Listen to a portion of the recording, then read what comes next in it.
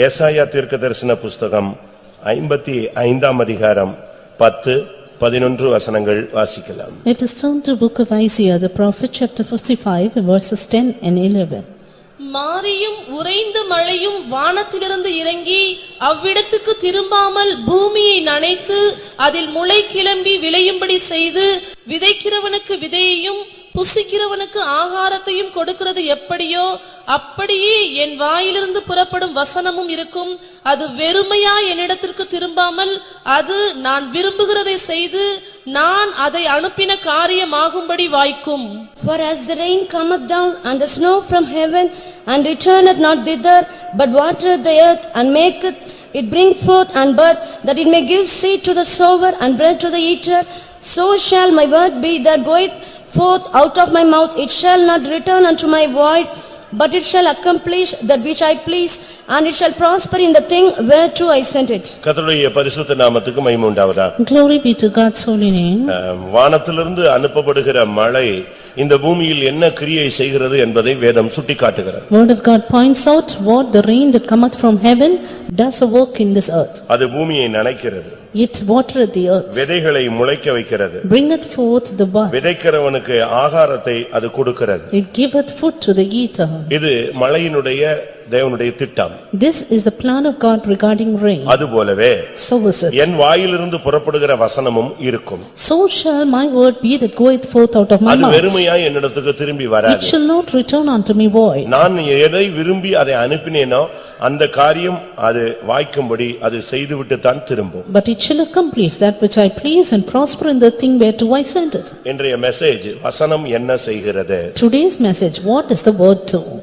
இன்றைய கர்த்தருடைய வார்த்தை வசனம் ஒரு மனிதனுடைய வாழ்வில் என்ன செய்கிறது? The word of God is, what does the word of God do in the life ஆயிரக்கணக்கான of வசனங்களை நாம் கேட்கிறோம். We hear thousands of words. ஆயிரக்கணக்கான வசனங்களை நாம் படிக்கிறோம். We even study thousands of verses. ஆயிரக்கணக்கான வசனங்களை பல விதங்களிலே நாம் மொழிபெயர்க்கிறோம். And we in various kinds of words interpret the words. நீங்கள் ஆயிரக்கணக்கான வசனங்களுக்கு ஆயிரக்கணக்கான வெளிப்படுத்தல்களையும் விளக்கங்களையும் நீங்கள் பெற்றிருக்கலாம். You may have received thousands of words and thousands of revelations. தேவனுடைய வார்த்தை என்பது அது வல்லமை உள்ளது. But the word of God is powerful. அது ஜீவன் உள்ளது. It is life. மனிதனுடைய வார்த்தைகள் போல தேவனுடைய வார்த்தைகள் அல்ல. Word of God is unlike the word of man. தேவனுடைய வார்த்தை என்பது அதுதான் தேவன். Word of God is God. யோவானிலே 1ஆம் அதிகாரத்திலே நாம் பார்க்கும் பொழுது Reading in John chapter 1. ஆதியிலே வார்த்தை இருந்தது. In the beginning was the word. அந்த வார்த்தை தேவனிடத்தில் இருந்தது. And the word was with God. அந்த வார்த்தை தேவனாய் இருந்தது. And the word was God. அது மனிதருக்கு ஒளியாக இருந்தது. And it was a light unto man. அந்த வார்த்தைக்குள் ஜீவன் இருந்தது. And there was life in it. இப்படி எல்லாம் நீங்கள் அந்த வார்த்தை வசனம் இவைகளை குறித்து பழைய ஏற்பாட்டிலும் புதிய ஏற்பாட்டிலும் பல விதமான காரியங்களை நீங்கள் கேட்டிருக்கலாம் படித்திருக்கலாம். Is both in the Old Testament and New Testament you would have learned and heard about many things about the word of God. மனுஷனுடைய வார்த்தைகள் அழிந்து போகும். Man's word will perish. ஆனால் 1 பேதுரு 1:23 சொல்லப்பட்டது போல But as it is said in 1 Corinthians 1:23. தேவனுடைய வார்த்தை அழிவில்லாத வசனம். Word of God is incorruptible. ஆண்டவருடைய வார்த்தை அழிவே இல்லாத ஒரு வார்த்தை. And the word of God is that which has no corruption. இந்த வார்த்தையிலே வல்லமை இருக்கிறது. And there is power in this word. இந்த வார்த்தையிலே ஜீவன் இருக்கிறது. There is life in this word. பிரியமானவர்களே, நீங்கள் பல விதங்களிலே நீங்கள் தேவனுடைய வார்த்தைகளை கேட்டிருக்கலாம். You would have heard the word of God in various ways. ஆனால் அந்த வார்த்தை உங்களுக்குள் இருக்கிறதா? But is that word in you? வசனத்தை ஒரு விதைக்கு ஒப்புமையாக பல இடங்களிலே நாம் பார்க்கிறோம். In various places we see the word of God compared to a seed. விதைக்கிறவன் ஒருவன் புறப்பட்டான். A man, a sower went forth. 4 இடங்களில் அந்த விதைகள் போய் விழுந்ததாக வேதம் சொல்லுகிறது. And that seed fell in 4 grounds. ஒன்று பாறையில் விழுகிறது. One upon the rock. ஒன்று முள்ளுகளுக்குள் விழுகிறது. The other among the thorns. ஒன்று வழியிலே விழுகிறது. The other by the wayside. ஒன்று நல்ல நிலத்தில் விழுகிறது. The other in a good ground. ஆனால் விதைத்தவன் ஒருவன் தான். But one sower. அவன் விதைத்தது நல்ல நோக்கத்தோடு தான் விதைத்தான். He sowed with a good intention. இது மனிதனுடைய தற்போதைய நிலவரத்தை சுட்டிக்காட்டுகிறதாக இயேசு சொன்னார். Jesus said that it points to the present situation of man. உங்களுடைய இருதயமாகிய நிலம் எப்படி இருக்கிறது என்கிற ஒரு கேள்வியோடு தான் அந்த உவமை முடிகிறது. And that parable ends with the question saying, how is your heart the ground? இன்றைக்கும் கூட இந்த கூட்டத்தில் நீங்கள் இருக்கிறீர்கள். Even this morning you are in this இப்பொழுது meeting நான் விதைக்க ஆரம்பித்திருக்கிறேன். and I have started to sow. உங்களுடைய இருதயம் கல்லாக இருக்குமானால் If your heart is stony, அந்த கல்லுக்குள்ள விழுந்தா எப்படி இருக்கும்னு நீங்க பாருங்க. then you see how the word of God will grow in it. அந்த கல்லுக்குள்ள விழுந்ததான அந்த விதையை நீங்கள் என்ன செய்தீர்கள்? And what will you do with that seed which is fallen on the உங்களுடைய இருதயத்தை கல்லாக்கி கொண்டு and making your heart a ஒரு stone பாறை போன்ற ஒரு நிலவரத்தோடு as a rock? நீங்கள் இப்பொழுது கர்த்தருடைய வார்த்தையை கேட்டால் If you hear the word of God now, ஒருவேளை இந்த வசனம் முளைச்சது மாதிரி உனக்கு ஒரு எழுப்புதல் மாதிரி தெரியும். maybe you feel a revival, the word of God coming வெயில் out. அடிச்ச பொழுது But when the sun was out, இந்த பாறையில வேர்விட முடியாமல் இது தீந்து காய்ந்து போகிறது. it could not root into the rock but went up choked. இல்ல உன் இருதயத்துல பலவிதமான கலக்கங்கள், துக்கங்கள், போராட்டங்கள், மாம்ச இச்சைகள், பல ஆசைகள், குழப்பங்களோடு நீ இப்ப வார்த்தையை கேட்டுக்கொண்டிருந்தால், Or if you are going to hear this word with various confusions and calamities and anxieties within you, இப்பொழுது உன்னுடைய நிறம் முள்ளுகள் உள்ள ஒரு நிலவரமாக இருக்கிறது. your heart is a thorny ground. அப்ப என்ன நடக்கும்? Then what will happen? முளைக்கும், It will sprout, ஆனா வளராது.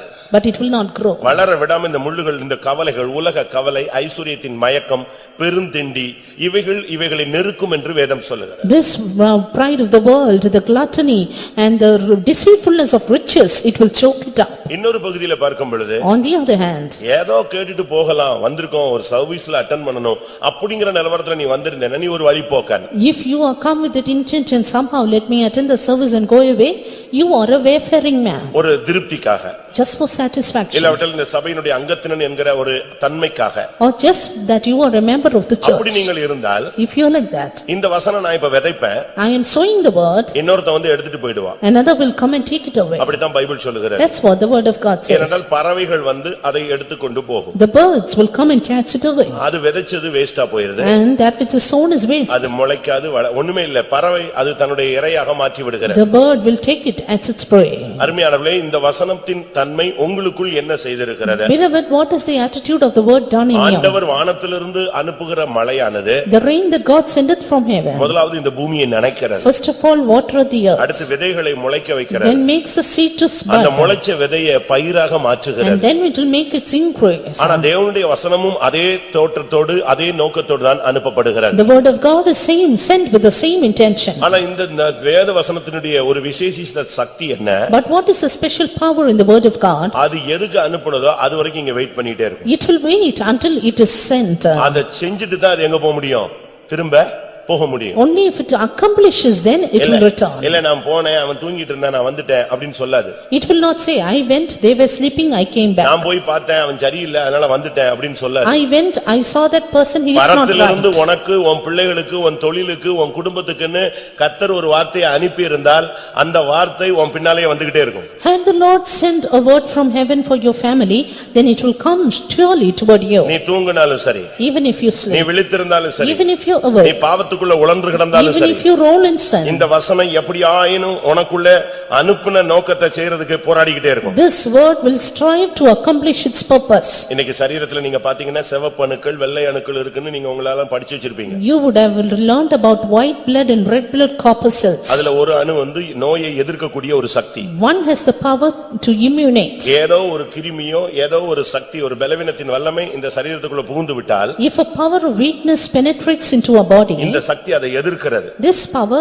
resists. எப்ப எதிர்ப்பு சக்தி குறையுதோ When this immunitive power அப்ப அந்த decreases, பலவீனம், வியாதி, அந்த கிருமி உனக்குள்ளே நின்று விடுகிறது, Then உன்னை ஆட்கொண்டு விடுகிறது. then the sickness, the weakness prevails over our body. இதுதான் இன்னைக்கு உலகத்துல சரீரத்துல நடக்கிற தன்மை. This is the thing, function of our body.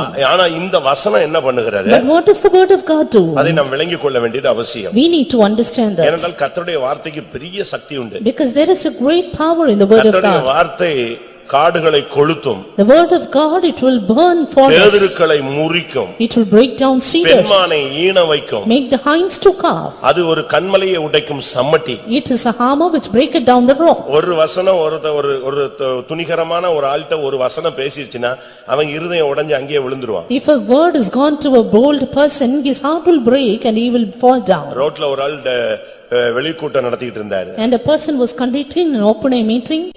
அப்போ இயேசு மன்னிக்கிறவர்னு பேசிட்டு இருந்தார். And he announced Jesus பாவிகளை மன்னிக்கிறார்னு He பேசினார். forgives sinners. இயேசு கிறிஸ்துவின் இரத்தம் சகல பாவங்களையும் நீக்கும்னு சொன்னார். The blood of Jesus Christ cleanseth all sins. ஒருத்தன் கேட்டுக்கிட்டே இருந்தான். One man was hearing அப்ப அவன் சொன்னா மன்னிக்கிற உண்மையாவே மன்னிப்பாரா? He said, will he surely forgive? ஆமா, ஏதோ சின்ன சின்ன தப்பு செஞ்சா மன்னிச்சிடலாம். Yes, little sins it may be forgiven. ஒரு கொலைகாரனை மன்னிப்பாராங்க அப்படின்னு கேட்டான். Will he forgive a murderer? இவரு ஆமான்ட்டாரு. He said yes. சரி, ஒரு கொலை செஞ்சிட்டான், அறியாம செஞ்சிட்டான், ரைட், ஓகே, மன்னிச்சிட்டாருன்னு சொல்றீங்க. ரெண்டு கொலை செஞ்சா? Yes, if he once commit with his innocency and does it the second time. இப்போ அவன் இப்படி கேட்டுக்கிட்டே வரான், கவுண்டிங் கூட்டிக்கிட்டே வரான். Kept on increasing the count and asking. 16க்கு வந்துட்டான். He came to 16 murders. இப்போ எல்லா ஜனங்களும் வேடிக்கை பார்த்துட்டே இருக்காங்க. Now they were all spectating. இந்த ஆளு வசமா மாட்டிக்கிட்டான் இவன்ட்ட. And he is being caught. எல்லாத்துக்கும் மன்னிக்கிறாருன்னு சொல்லிட்டே இருக்கான். He kept on saying Jesus forgives. ஏன்னா சொல்லாம போக முடியாது, இவன் ஒரு rowdy. Because he was a rowdy. இவன்ட்ட இருந்து தப்பியும் போக முடியாது. And he cannot escape that man. கேட்டுக்கிட்டே இருக்கான், இவன் சொல்லிக்கிட்டே இருக்கான். Kept on asking and he 16 கொலை சொல்லிட்டான். He went for 16 murders. அப்பமா அவன் சொன்னா இயேசு கிறிஸ்துவின் இரத்தம் சகல பாவங்களை நீக்கி நம்மை சுத்திகரிக்கும் சொன்னான். Even then the evangelist said that the blood of Jesus Christ cleanses us from sin. அந்த துன்மார்க்கன் கால்ல விழுந்து நான் தான் அந்த 16 கொலை செஞ்சேன், ஆண்டவர் என்னை மன்னிக்க சொல்லுங்கன்னு சொன்னான். Suddenly that wicked man, he fell down at his feet and said, I committed 16 இந்த murders. மன்னிக்கிறார்ங்கற அந்த வார்த்தை இயேசுவின் இரத்தத்தில் உள்ள சக்தியை குறித்து பேசும்போது அது அவனுக்கு டச் ஆயிடுச்சு. Yes, when he spoke about the power in the blood of Jesus Christ, it touched him.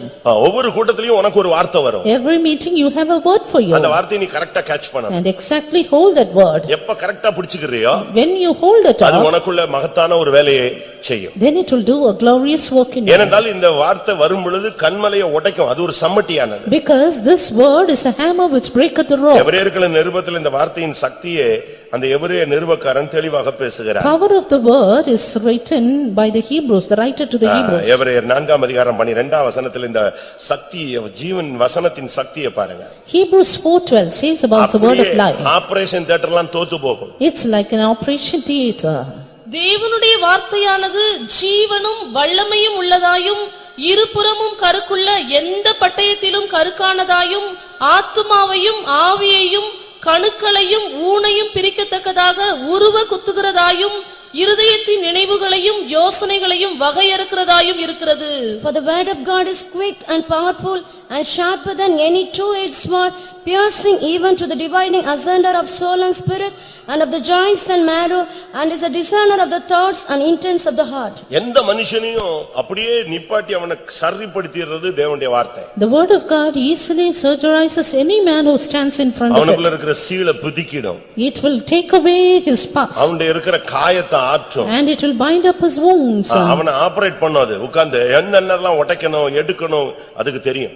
It will conduct a surgery in a right manner. ஆமா, கர்த்தருடைய வார்த்தை எனக்குள்ள இப்படிப்பட்ட செயலை செய்து கொண்டு இருக்கிறது, ஒவ்வொரு நாளும் என்னை உடைக்குது உருவாக்குதுன்னு சொல்றவங்க, அந்த எக்ஸ்பீரியன்ஸ் இருக்கிறவங்க கைகளை வைத்து ஒரு அல்லேலூயா சொல்லுங்க. நீ தூங்கினாலும் இந்த வசனம் உன் பின்னால தூங்காம நின்னுகிட்டே இருக்கும். Even if you sleep, the word of God is awake to work. அது கிருபையுள்ள வார்த்தை. It is gracious word. அது ஜீவனும் வல்லமையுள்ள வார்த்தை. Word of life and power. அது உன்னுடைய உள்ளத்தை குத்தி எடுத்து சரிப்படுத்தக்கூடிய வார்த்தை. Word which divides asunder your heart. ஆவியினாலும் பலத்தினாலும் அக்கினியினாலும் உறுதிப்படுத்தப்பட்ட வார்த்தை. A word that is sanctified, the word that is confirmed by spirit and கர்த்தருடைய power. வார்த்தையினுடைய சக்தி பயங்கரமானது. Yes, the power of the word of God is அது extreme. இன்னைக்கு அநேகருக்கு தெரியாது. Many do not know it. கர்த்தருடைய வார்த்தையில உள்ள சக்தி அநேகருக்கு புரியாது. Many do not understand the power in the word of ஆண்டவருடைய God. வார்த்தை ஒரு மனுஷனுக்குள்ள வந்தா, If the word of God comes into one அது man, ஆவியினாலும் பலத்தினாலும் அக்கினியினாலும் உறுதிப்படுத்தப்பட்ட வார்த்தைகள். it has been confirmed by fire and கர்த்தருடைய spirit. சொற்கள் 7 தரம் புடமிடப்பட்டவைகள். The word of God is tried 7 times. அவர் ஒரு ட்ரிப் சொன்னா அவ்வளவுதான். And once he says it's அதுக்கு okay. பிறகு அதை மாற்றுகிற தெய்வமும் அல்ல. After that he never changes it. அவரிடத்திலிருந்து ஒரு கமாண்ட் வந்துருச்சுன்னா அவர் சொல்ல ஆகும். He speaks and it is done. அவர் கட்டளையிட நிற்கும். He commands and it stands அதனாலதான் fast. ஒவ்வொரு வாரமும் நீ வரும்போது ஒரு வார்த்தையை நீ பிடிச்சிட்டு போணும். Therefore every time you come, hold on to the word of God. உனக்குன்னு வருகிற அந்த வார்த்தையை நீ எடுத்துக்கொள்ளணும். Take up the word that is for you. அந்த வார்த்தை சும்மா போகாது. And that word will not go in vain. அது கரெக்ட் டைத்துல உன்கிட்ட பேசும். It will speak to you at the right time. அது உன்னுடைய மனசை ஆட்கொள்ளும். It will take control of your mind. அதை நாம் விளங்கிக் கொள்ள வேண்டியது அவசியம். Understand this clearly. இன்றைக்கு தேவனுடைய வார்த்தை என்ன செய்கிறது? What does the word of God do today? அந்த அழிவில்லாத வித்து என்ன செய்கிறது? What does the incorruptible seed do? அதை நாம் விளங்கிக் கொள்ள வேண்டியது அவசியம். We need to understand this. Mark 4ல நீங்க பார்க்கும் பொழுது Turn to Mark பிசாசு chapter வந்து இந்த 4. வசனத்தை எடுத்துட்டு போறதுக்கு நீங்க இடம் கொடுத்துறாதீங்க. Don't give place for the devil to take away அது the word of இருந்தா God. தான் வளரும். Only if it is there, it will grow. Mark 4:15 பாருங்க. 4:15 of Mark the Gospel. வசனத்தை கேட்டவுடனே சாத்தான் வந்து அவர்கள் இருதயங்களில் விதைக்கப்பட்ட வசனத்தை எடுத்து போடுகிறான். இப்ப நான் பிரசங்கம் பண்றேன். I am preaching. உன்னை தூங்க விட்டுருவான். He will make you to sleep. நான் பயங்கரமா கத்துவேன், அது உனக்கு தாலாட்டு மாதிரி இருக்கும். I will tell with immense force, but you will be like a lullaby for you. அப்ப என்ன நடந்துச்சு? Then what happens? இந்த வசனம் கண்ட்ரோல் பண்றதுக்கு முன்னால இன்னொருத்தன் உன்னை கண்ட்ரோல் பண்ணிடுறான். Even before the word of God takes control, another comes control நான் of மத்தேயு you. எழுதின சுவிசேஷம் நீ ஆதியாகமத்தை எடுத்து படிச்சிட்டு இருப்ப. When I am speaking about Matthew's Gospel, you will read பிசாசு சொல்லுவான், Genesis. நீ பைபிள் தான்டா படிக்கிற, படுறா அம்மா. The devil will say, you are reading the Bible, you read it. ஆனா நான் ஏன் பிரசங்கம் மத்தேயுல போய்கிட்டு இருக்கோம், உன்னை ஆதியாகமத்தை பார்த்துக்கிட்டு ரெபெக்காள் அங்கே போனாள், ஏன் நீ அங்க போன? I will be preaching from Matthew's Gospel, but you will be reading in உனக்கு Genesis. கான்சென்ட்ரேஷன் இல்ல, உனக்கு வந்து ஒரு மனதை கெடுக்கிற அந்த ஆவி.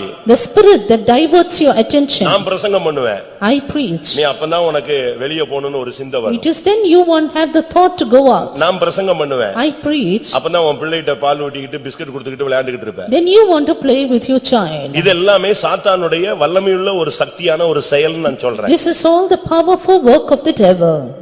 நான் சொல்றது தப்பா? Is it wrong? வசனத்தை விதைச்ச உடனே பட்டுன்னு தூக்கிடுவான் அவன் Soon வசனம். when the word of God is sown, he Yeah. catches it away. ஏன்? Why? ஏன்? Why? அவனுக்கு தெரியும் இது இருந்தா அது அனுப்பின காரியத்தை செஞ்சுட்டு தான் நிச்சயம் போகும். He knows that if the word of God is there, it will return ஒரு only பின்மாற்றக்காரனுக்குள்ள இந்த accomplishment. வசனம் வருமானால் If the word of God comes toward அந்த you, வசனம் அவனை முன்னேற்றத்துக்குள்ள கொண்டு வந்துரும். it will lead you to progress. சாகர நிலவரத்துல இருக்கிறவனுக்கு இந்த வசனம் வந்துருச்சுன்னா He that is nigh unto deathbed, if it comes வெளியே unto him, வான்னா வந்துருவான் அவன். and he will say, come forth, and he will விழுந்து come out. கிடக்கிறவனுக்கு இந்த வார்த்தை வருமானால் He that is fallen, if he gets the அவன் word, எழுந்து நடந்துருவான். he will rise up and walk. பார்வையற்றவனுக்கு இந்த வார்த்தை கிடைக்குமானால் If this word goes to the அவன் கண்ணு blind, திறந்துரும். he will receive sight. அப்போ காதே கேட்காதவனுக்கு இந்த வார்த்தை உள்ளே போகுமானால் He that is deaf will receive the அவன் word, காதை திறந்துரும். his ears will be open. இதுதான் தேவனுடைய வார்த்தையினுடைய சக்தி. This is the power in the word of அதனாலதான் God. அவன் என்ன பண்றான், இந்த வசனம் வரும் பொழுதே கேட்ச் பண்றான். Therefore the devil catches away the word. விழுந்த உடனே டப்புன்னு தூக்கிடுவான். Soon when it falls, he takes it உன்னை away. பைபிள்ல கான்சென்ட்ரேஷன் பண்ண விட மாட்டான். You cannot concentrate on the கர்த்தருடைய Bible. வார்த்தையை கேட்க விட You மாட்டான். cannot hear the word of God. உனக்கு அருமையா தூக்கம் கொண்டு வருவான். He will give you a good sleep. வராதேன்னு சொல்றேன். And I say, நீ don't வராத. come. You don't come. தேவனுடைய வார்த்தையை கேட்க சக்தி இல்லாதவன் சக்தி இல்லாதவள் வராத. If you don't have the power to hear the word, don't come. Why? ஏன் அந்த வார்த்தையை நான் திரும்ப திரும்ப சொல்றேன்? Why I do say repeating it? பிசாசுகளும் தேவனுடைய வசனத்துக்கு நடுங்குகின்றன. Because even the devil trembles at the word of God. தேவனுடைய வார்த்தைக்கு பிசாசு நடுங்குதே. The devil trembles at the word of God. நீ இங்க வந்து தூங்குறதுனால நீ கேட்ட வசனமே உன்னை நியாயம் தீர்க்கும். By coming and sleeping here, the word that you hear தேவ will judge சமூகத்துல வந்து you. தூங்கி அலட்சியம் பண்ணி மாத்து வசனங்களை கவனிச்சு புக்க படிச்சு அங்கங்க நெட்ட நோட்டிட்டு இங்க உட்கார்ந்து செல்ல கையில எடுத்துட்டேனாலே இந்த வசனம் உன்னை நியாயம் தீர்க்கும். When you despise the word of God after coming to the presence of God, the word of God will judge you. யோவான் 12:48 என்ன சொல்லுகிறது? John 12:48, what does it say? என்னை தள்ளி என் வார்த்தைகளை ஏற்றுக்கொள்ளாதவனை நியாயம் தீர்க்கிறது ஒன்று இருக்கிறது. நான் சொன்ன வசனமே அவனை கடைசி நாளில் நியாயம் நீ தீர்க்கும். இந்த பெந்தேகோஸ்தே சபையில உட்கார்ந்து ஒவ்வொரு வாரமும் நீ கேட்ட வசனமே உன்னை நியாய தீர்ப்புக்கு இழுத்துட்டு போய்டும். The word that you heard being seated in this church will judge you on that day. உனக்கு இந்த வார்த்தையின்படி ஜீவிக்க முடியலன்னா கர்த்தாவே இந்த வசனத்தில் உள்ள ஜீவன் எனக்கு தாங்கன்னு கேளு. If you cannot live as per the word, ask the Lord for the strength. என்னால முடியலையேன்னு கேளு. You say it's impossible for me. ஆண்டவரே எனக்கு அருள் செய்யும் கேளு. Lord, help me, grant me. ஒரு மனுஷன் சொல்றான், உம்முடைய கற்பனைகளின் படி ஓட நான் வாஞ்சிக்கிறேன். A man says, I desire to run through thy commandments. உம்முடைய வசனத்தின் பலனை எனக்கு தாரும். Give me the strength of thy word. சங்கீதத்துல தாவீது என்ன சொல்றான்? What does Psalmist say? 119ஆம் சங்கீதம் Psalm 119 81ஆம் வசனத்துல என்ன சொல்றான்? and verse 81. ஆண்டவரே உம்முடைய வார்த்தைக்காக வசனத்துக்காக நான் காத்து கிடக்கிறேன் சுவாமி. Lord, I wait for thy word. ஒரு வார்த்தை சொல்லிடுங்க, நான் காத்திருக்கிற அந்த ஆத்துமாக்கு இளைப்பாறுதலா இருக்கும். Speak a word to me and it will be a rest unto my soul. உம்முடைய ரட்சிப்புக்கு என் ஆத்துமா தவிக்கிறது. உம்முடைய வசனத்துக்கு காத்திருக்கிறேன். காத்திருக்கிறேன் சுவாமி, உம்முடைய வசனத்துக்கு தான் நான் காத்திருக்கிறேன். Lord, I hope in thy word. ஏனென்றா உம்முடைய வசனத்துக்கு எவ்வளவு பெரிய சக்தி இருக்குன்னு நான் இப்ப கேட்க போறீங்க நீங்க. Because you are going to hear the power in the word of God. ஆண்டவருடைய வார்த்தைக்காக காத்துக்கிட்டே இருக்கணும். Keep on hearing for the word of God. நீ ஒருவேளை நொந்து ஒடிஞ்சு நொறுங்கி போய் வந்திருப்ப. You may be broken, weary altogether. அந்தந்த நேரத்துக்கு வார்த்தை உன்னை டச் பண்றதுக்கு வரும். But the word of God will come to touch you then. அதை நீ பெற்றுட்டேன்னா நீ ஜீவன் அடைஞ்சிருவ. Receive it and receive life. 119 சங்கீதம் 147 வசனம். Psalm 119 verse 147. அதிகாலையில் நான் எழுந்து சத்தமிட்டேன், உம்முடைய வசனத்துக்கு காத்திருக்கிறேன்.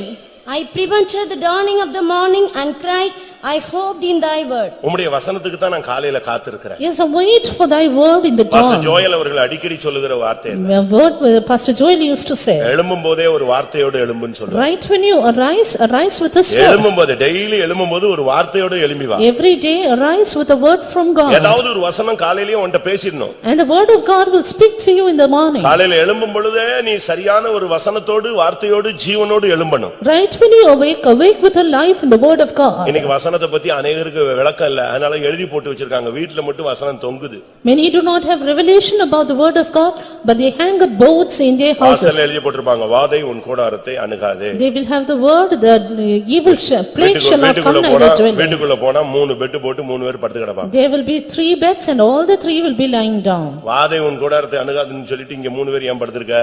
And when it is said that there shall no plague come nigh the dwelling, why are அது தவறு அல்ல. lying down? It's not a wrong. நான் பரியாசத்துக்கும் சொல்லல. I am not mocking. அந்த வாதை கூடாரத்தை அணுக கூடாது. The plague should not come your வீடு dwelling. ரத்தம் தெளிக்கப்பட்ட வீடா இருந்தா சங்காரதூதன் உள்ள வர மாட்டான். If your house is sprinkled with blood, the destroyer will not come நீ in. பஸ்காவை சரியாய் அனுசரித்திருந்தால் If you observe the Passover, சத்துரு உள்ள வர்றதுக்கு அதிகாரம் கிடையாது. then the destroyer has no power to enter in. தேவனுடைய வார்த்தையை கேட்டுட்டு நல்லா இருந்துச்சுன்னு சொல்லிட்டு போறதுக்கு பெரிய சாதனை அல்ல. It's not a big achievement to say it is good after hearing the word of God. ஒரு சிலருக்கு டெய்லி மார்க் போட்டுக்கிட்டே இருப்பாங்க. Some every time bring the score. Examiner மாதிரி உட்கார்ந்துக்குவாங்க. இன்றைய பிரசங்கத்துக்கு 30 mark. They say 30 marks for today's message. இன்றைய message காரமாக இருந்தது. And it was hot enough. இன்றைய பிரசங்கம் புளிப்பாக இருந்தது. It was even sour enough. இன்றைக்கு not bad. It's not bad. இப்படி எல்லாம் சொல்ற ஆளுங்க எல்லாம் இருக்கிறாங்க. Yes, there are people who mark it. இது போடுறதுக்கு உனக்கு நீ ஒன்னே சபையில அப்படி யாரையும் போஸ்டிங் கொடுத்து எப்படி பிரசங்கம் பண்றாருலாம் இல்ல. God has not appointed you to mark the message. கர்த்தருடைய வார்த்தை உனக்குள்ள ஒரு திட்டத்தோட அனுப்புகிறார். But the word of God is sent with a plan. வானத்திலிருந்து வருகிற மழையை ஒப்பிட்டு பரத்திலிருந்து வருகிற வார்த்தை சொல்லப்பட்டிருக்கிறது. The word from heaven is compared to the rain from heaven. அது ஒரு நோக்கத்தோட தான் மழையை தேவன் அனுப்புறார். God sendeth the rain with a purpose. அது மனுஷர்களுக்கு ஆகாரத்தை கொடுக்கணும். It gives food to the eater. அதுபோல So is it. என்னுடைய வார்த்தை நான் அனுப்பின காரியம் ஆகும்படி வாய்க்கும். The word that I sent will accomplish the thing that I please. அப்ப கர்த்தர் என்கிட்ட எவ்வளவோ பேசி இருக்கிறாரே, இன்னும் நிறைவேறலையே அப்படின்னு ஒரு क्वेश्चन உங்களுக்கு வரும். Then you may have a question. The Lord has spoken so much, it's not fulfilled yet. அது உன்கிட்ட சொன்ன வார்த்தை இன்னும் திரும்பி போகல. That is not yet returned.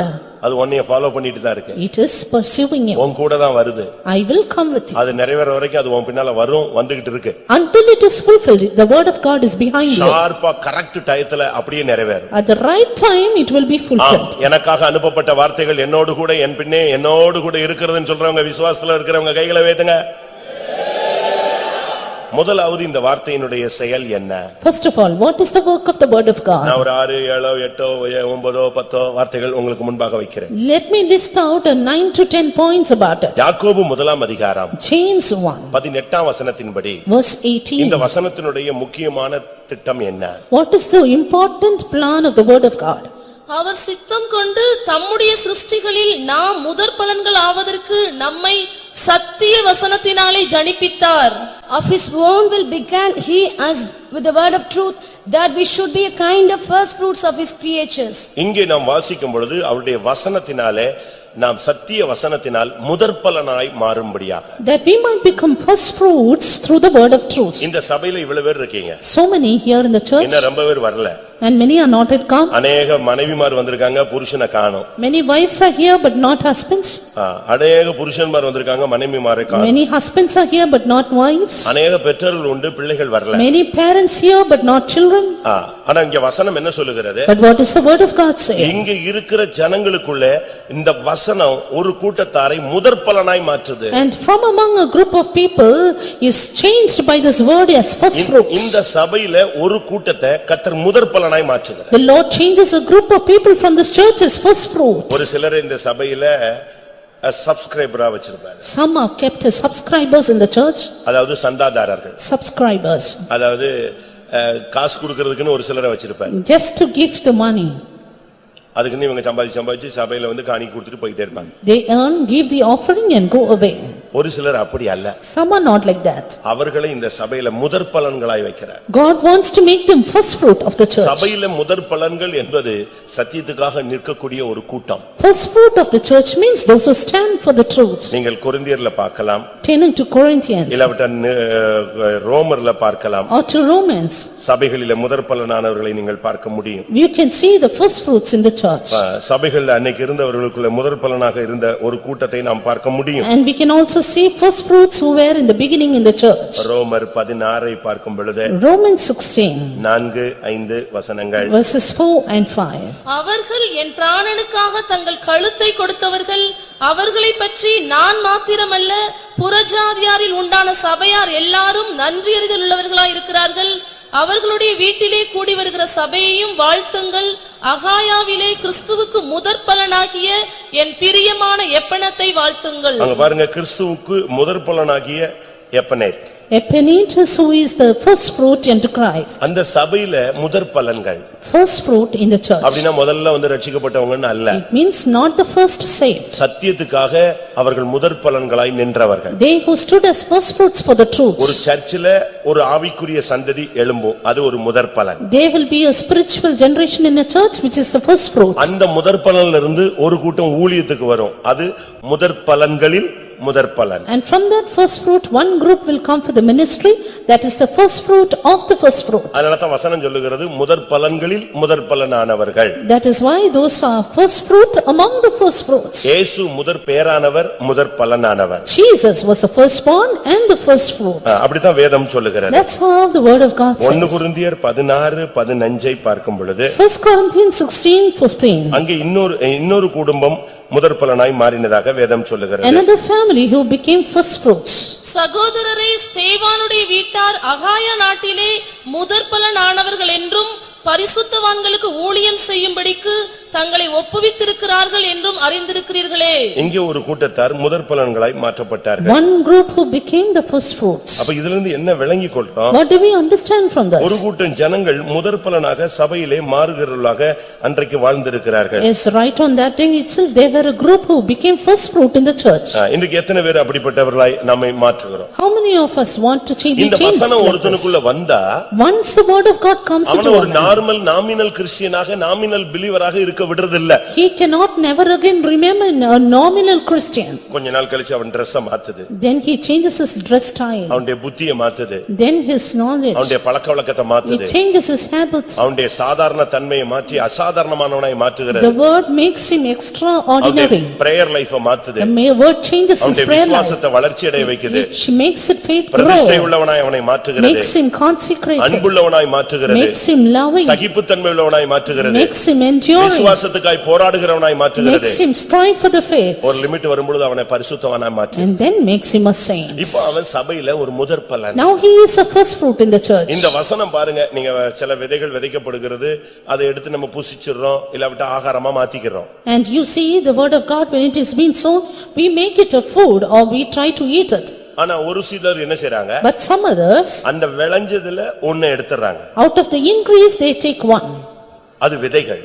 That is being sown. அது மறுபடியும் விதைக்கும்படியாக வைக்கிறாங்க. And it's kept to be sown again. அதனாலதான் இன்னைக்கு வரைக்கும் பூமியில எல்லாமே விதைக்கப்பட்டு வருகிறது. That is why until today they keep on sowing. அதுபோல So is it. இந்த முதற்பலன்கள் தான் சபையினுடைய விதைகள். The first fruits are the seed of the church. இவனை போய் எங்கேயாவது ஒரு இடத்துல வச்சா அங்கேயும் முளைக்க ஆரம்பிச்சிருவான். And if you keep him anywhere, he will again start to நீ sprout. ஆபீஸ்ல போனாலும் சரி, Whether you go to the வேலையில office போனாலும் சரி, or to the work spot கம்பெனிக்கு போனாலும் or சரி, to the company பிசினஸ் சென்டருக்கு போனாலும் or சரி, to the business, நண்பர்கள் கல்லூரி எங்கெங்க நீ போனாலும் சரி, friends, college, wherever it is, ரட்சிப்பே இல்லாத இடங்கள்ல நீ போனாலும் சரி, even to places unsaved, அங்கேயும் நீ முதற்பலனா இருந்தா நீ ஒரு விதை, அங்கே நீ கிறிஸ்துவுக்காக நீ வளர்ச்சி அடை. Even there, if you are a first fruit, you are a seed and you will grow for Christ. அதனால தான் வேத வசனம் சொல்லுகிறது சத்திய வசனத்தினால் நம்மை ஜெனிப்பித்தார். That's why word of God says he begat by the word of truth. இந்த வசனம் ஒரு மனுஷனுக்குள்ள வரும் பொழுது அவனை முதற் பலனாய் மாற்றுகிறது. When this word comes into a man, it makes him first fruit. இத்தனை வருஷம் இந்த சத்தியத்தை கேக்குறீங்களா, உங்களுக்குள்ள என்ன changing? When you hear this truth, what is the change happening in you? என்ன வளர்ச்சி? What growth? என்ன முதிர்ச்சி? What maturity? என்ன அளவுல நீங்கள் உங்களுடைய நிலவரத்திலே மாற்றப்பட்டிருக்கிறீர்கள்? In what extent you have changed yourself? பாவியாக இருந்தோம், We were sinners. இயேசு நம்மை ரட்சித்தார். Jesus saved us. இப்பொழுது நாம் தேவனுடைய பிள்ளைகளா இருக்கிறோம். Now we are the sons of God. ஆனா இப்படியே தேவனுடைய பிள்ளைன்னு சொல்லிட்டு கதை அடிச்சிட்டு போக முடியாது. But we cannot keep on going being the children of அந்த God. குழந்தை தன்மையில இருக்க முடியாது. We cannot be childish ever. ஆனாலும் But அவர் வெளிப்படும் பொழுது எப்படி மாறி இருப்போம்? when he appears, how shall we change? அவருக்கு ஒப்பாய் இருப்போம். We shall be like him. அதுதான் முதற் பலனுடைய தன்மை. That is the extent of first fruit. அதனால இந்த வசனம் உனக்குள்ள அனுப்பப்பட்டதினுடைய நோக்கம் ஒவ்வொரு நாளும் உனக்குள்ளே ஒரு மறுரூபம். Therefore, an everyday transformation through the word that is sent to you. திடீர்னு என்னைக்கோ கேட்ட பிரசங்கம் உனக்குள்ள வரும். Suddenly, a message you heard on the other day will come to என்னைக்கோ you. படிச்ச ஒரு வசனம் உன்கிட்ட பேசும். The verse that you studied will come into திடீர்னு நீ you. படுத்திருக்கும்போது ஒரு வசனம் கேட்கும். Suddenly, you will hear the voice of இல்ல God. உள்ளத்துல ஒரு வசனம் தோன்றும். Or a word in your heart. இப்படி ஒவ்வொன்னா உனக்குள்ள இடைபடும். Step by step, it will deal with you. அப்படி பேசி அந்த வசனம் உனக்குள்ள வந்துருச்சுன்னு சொன்னா And once that word of God comes into அது you, உன்னைய தூங்க விடாது. it will not make you to sleep. வசனத்தை விதைச்சிட்டு ஒரு விதையை விதைச்சிட்டு நம்ம போயிடுறோம். Once we sow the seed, we go. அதுக்கு தண்ணி பாய்ச்சி விட்டு போயிடுவோம். We just water and go off. நீ போய் தூங்கிடுவ. You will go and sleep. அந்த விதை தூங்குதா? But will that seed அது sleep? காஞ்சி போனது மாதிரி தான் இருக்கும். It will be as though it's dried up. அதுக்குள்ள என்ன இருக்குன்னு நமக்கு பார்க்க முடியாது. பார்க்கணும்னு ஆசைப்பட்டீனா விதை செத்து போகும். We cannot see what is inside it. If you want to see it, it will die. ஆனா காலையில நீங்க போய் பாத்தீங்கன்னா But in the morning, you can see என்ன வந்துருது? ஒரு மழை வந்துருது. the sprout. அது தூங்காது. It will not sleep. அதனால தான் சொன்னேன் உனக்குன்னு அனுப்பப்பட்ட வார்த்தை உன் பின்னாலேயே தான் வந்துகிட்டு இருக்கும். The word that is sent for you will come behind நீ you. பாவம் செய்தால் அது உன்னோடு பேசும். If you sin, it will speak to you. மகனே இது தப்பு. My son, it's wrong. இது தவறு. It's நீ wrong. மிஞ்சி போற. You go behind. அவசியம் இல்ல. It's not நீ necessary. தலையிடாத. Don't interfere. கிளம்பு. Come out. இந்த இடத்துல நிக்காத. Don't stand here. இப்படி எல்லாம் பேசுதா? Is it speaking to இந்த you? எக்ஸ்பீரியன்ஸ் எல்லாம் இருக்கா Do யாருக்காவது? you have this experience? இருந்தால் உன்னை முதற் பலனாய் அது மாற்றி விடும். If it is there, you will be changed first fruit. இல்ல 7 மணி நேரம் உட்கார்ந்து சினிமா பார்த்தாலும் பேசுறது இல்ல. Oh, even if we see cinemas, this word of God is not instructing 2 me. மணி நேரம் சண்டை போட்டாலும் உணர்வே வரல. Even if I struggle for 2 hours, I don't not அடிச்சிட்டு convicted. ஸ்டேஷன் போனாலும் புத்தி வரல. Even if I go to the police station, I am not convicted. அப்படினா என்ன அர்த்தம்? That means வசனத்தை அவன் எடுத்துட்டு போயிட்டான். the word of God is taken away. நீ வா அதுக்கு சண்டை போடு. உனக்கு அந்த வசனம் ஆமா அப்படி தான் சொல்லுவாங்க அப்படிம்பே. You will shout as you like and say they are like that. ஆனா வசனம் உனக்குள்ள இருந்துச்சுனா But the word of God is in you. அந்த டைம் முடிஞ்ச உடனே உட்கார்ந்து அழுவ. After that time, and you will cry. ஆண்டவர் பேதுருட்ட ஒரு வார்த்தை சொன்னார். The Lord said to Peter, சேவல் கூவுறதுக்கு முன்பாக நீ என்னை 3 விசை மறுதலிப்பாய். Before the cock crow twice, you will deny me thrice. அப்ப அவன் தலையில அது ஒண்ணும் சூடு ஒண்ணும் ஏறல. That time he could not hearken அதெல்லாம் to it. நடக்காதுன்றான். He said, "No, Lord." இப்ப முதல் மறுதலிப்பு முடிஞ்சிருச்சு. But now the first denial over. Work out ஆகல. It was not working at all. இரண்டாவது மறுதலிப்பு நடந்துருச்சு. Second denial. ஒண்ணும் உண்டாகல. He could not understand. மூணாவது மறுதலிப்பு முடிஞ்ச உடனே யார் கத்திட்டா? பேதுரு கத்திட்டானா யார் கத்திட்டா? சேவல் கத்திடுச்சு. After the third denial, cock crow. அது கத்துன உடனே இவன் பட்டன்னு தெரிச்சிட்டான் அவனுக்கு. அப்பதான் ஓஹோ something wrong. திரும்பி பார்த்தான் இயேசு இவனை தான் பார்த்துட்டு இருந்தார். It is then he was convicted, turned back and saw Jesus looking. He was broken. நொறுங்கி போய் வெளியே போய் ஓன்னு உட்கார்ந்தாலதான் இப்படி தவறு பண்ணிட்டேனே. He was totally broken down and cried and wept. அந்த வார்த்தை அவனை டைம் பார்த்து நொறுக்கிடுச்சு பாத்தீங்களா? Yes, see, at the right time the word of God broke him. அதனாலதான் மறுதலித்து போனவன் புதுப்பிக்கப்படுவது கூடாத காரியம் என்று வசனமே சொன்னாலும் அந்த மறுதலித்து போனவனை தேடி போனதுக்கு காரணம் இந்த வசனத்தினால அழுதுதனால. Therefore, even though the word of God says it is impossible to eliminate those who have denied, the word of God convicted him because it went behind him. நான் அடிக்கடி பிரசங்கம் பண்றேன் இப்போ எல்லா இடத்துலயும். I very often preach. 2 பேர் படுத்திருந்தார்கள். 2 slept together. ஒருத்தன் போயிட்டான். 1 was taken away. 2 பேர் திரிக அரைச்சாங்க. 2 were grinding. ஒருத்தி போயிட்டா.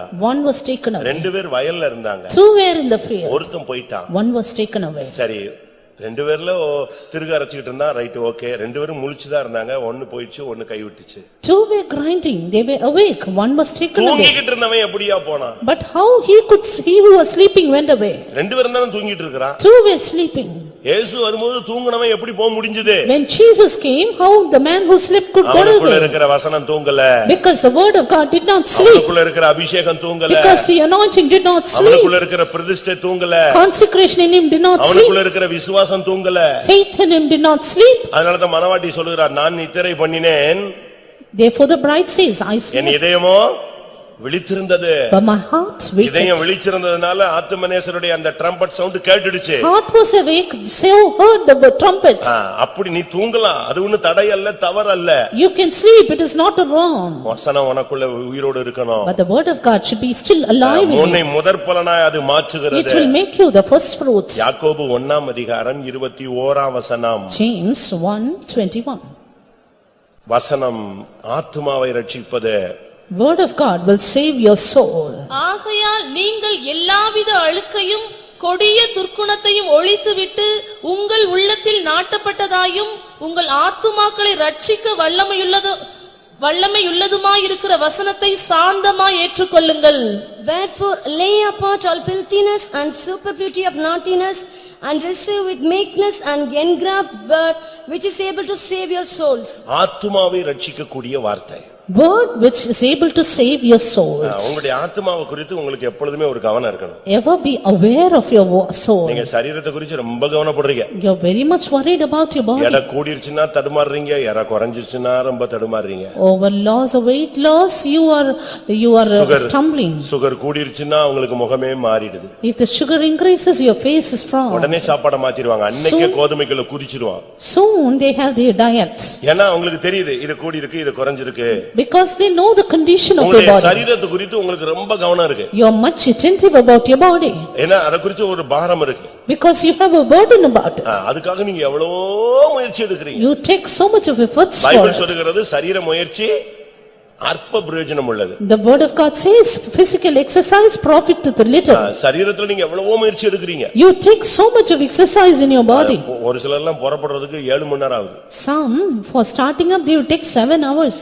அது புறப்பட்டு ஏங்க புறப்பட்டாச்சா, வந்துட்டியா, வண்டியை ஸ்டார்ட் பண்ணியாச்சா, அதான் They would get ready and they are very late. அவங்க இப்பதான் குளிக்க போனாம்பாங்க, இப்பதான் தலையை சிவனாம்பாங்க, அது திருப்பி வர்றதுக்குள்ள டைம் போயிடும். And when they come they will be already in a delayed. எப்படி இருக்கும்? How it will be? ஆனா ஆத்துமாவை குறித்து உனக்கு ஒரு பாரம் இருக்கணும். But you should have a burden for your soul.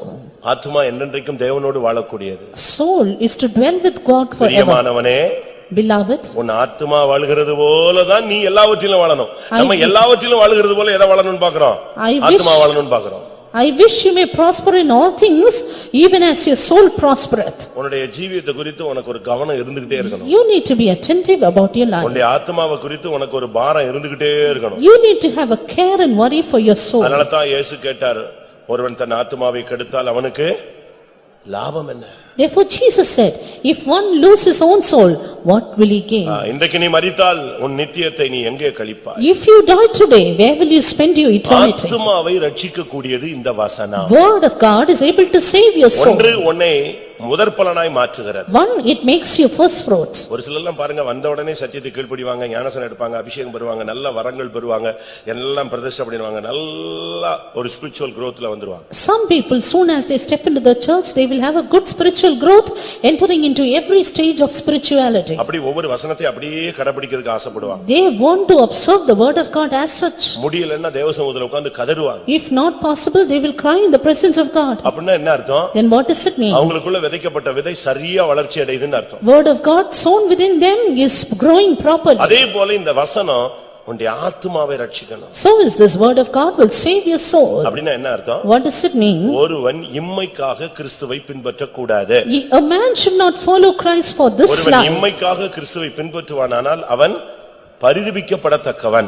If a man follows Christ for this life only, he is of all men most miserable. இம்மை என்று சொல்வது சரீர தேவைகள். This life shows our bodily needs. அதாவது இந்த உலக வாழ்க்கைக்காக ஒருத்தன் இயேசுவை பின்பற்றினானா அவன் சரீரத்துக்காக ஆண்டவரை பின்பற்றான். If a man is following for this life, it means he is following Jesus for his body. மறுமையாகிய அடுத்த வாழ்க்கைக்கு ஒருத்தன் விரும்பினா அவன் ஆத்துமாவை பாதுகாப்பான். But if a man desires for the life after this life, then he will preserve his soul. பொறுமையினால் உங்கள் ஆத்துமாவை காத்துக்கொள்ளுங்கள். In patience possess ye your soul. எல்லா காவலோடு உன் இருதயத்தை உன் ஆத்துமாவை காத்துக்கொள். Be vigilant to keep your soul at all means. ஆத்துமாவை கெடுத்துறாதீங்க. Don't destroy your soul. அது சில பாவங்கள் செய்தா ஆத்துமா நஷ்டமடைஞ்சிரும். If you commit certain sins, your soul will be lost. ஆத்துமாவுல உள்ள சாவுங்கிறது வெளியே தெரியாது. Curse in the soul is not visible. ஆனா நம்ம உயிரோட தான் இருப்போம். We may be alive. ஆதாமை எவளையும் பார்த்து சொன்னார் அந்த கனியை புசிக்கும் நாளில் நீ சாகவே சாவாய். Looking at Adam and Eve, the Lord said, in the day that you eat of the fruit, you will die. சாகவே சாவேனா மண்ணுக்குள்ள போய்டுவாங்கன்னு நினைச்சாங்க. They thought, I will surely die and go down. இல்ல. No. அவங்க உயிரோட தான் இருந்தாங்க. They were still alive. ஆனா ஆத்தும மரணம் என்பது தேவனுடைய சத்தத்தை கேட்டு உன்னை கலங்கடிக்கும். But they dead in the soul, they only heard the word of God and were troubled. மகிமையை இழந்து போயிருப்பார். They lost their glory. நிர்வாணியான வாழ்க்கையை உணருவாய். They left themselves naked. நிர்கதியான வாழ்க்கையில் நீ தள்ளப்படுவாய். They were convicted and pushed இந்த into. வசனத்துக்கு அடுத்த பகுதி உன் ஆத்துமாவுக்குள்ள அது வேலை செய்யும். The next part of the word of God is, it works in your soul. அதத்தான் எபிரேயர் 4ஆம் அதிகாரத்துல படிச்சோம்.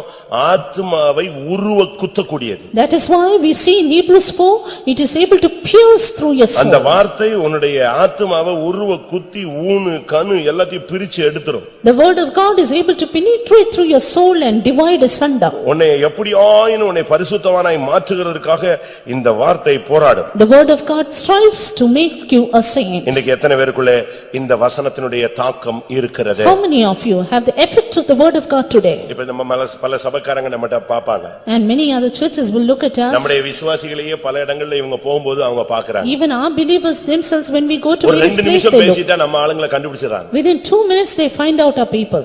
அப்படிதானே? Is it not? மதுரைக்காரன் மெட்ராஸ் போனான்னா எப்படி இருக்கீங்க அவங்க இவங்கன்ன உடனே அவன் சொல்லுவான் நீ மதுரையாமா. When the Madurai people go to Chennai, they find out by their language. அப்படி போன உடனே இந்த ஊரு சொல்லிடுவான். கோயம்புத்தூர்காரனை பார்த்தாலே சொல்லிவிடலாம். அப்படி ஒவ்வொரு ஊரையும் பார்த்த உடனே கேட்ட உடனே டப்பு டப்புன்னு சொல்லுவாங்க நீங்க இந்த ஊர் தானே.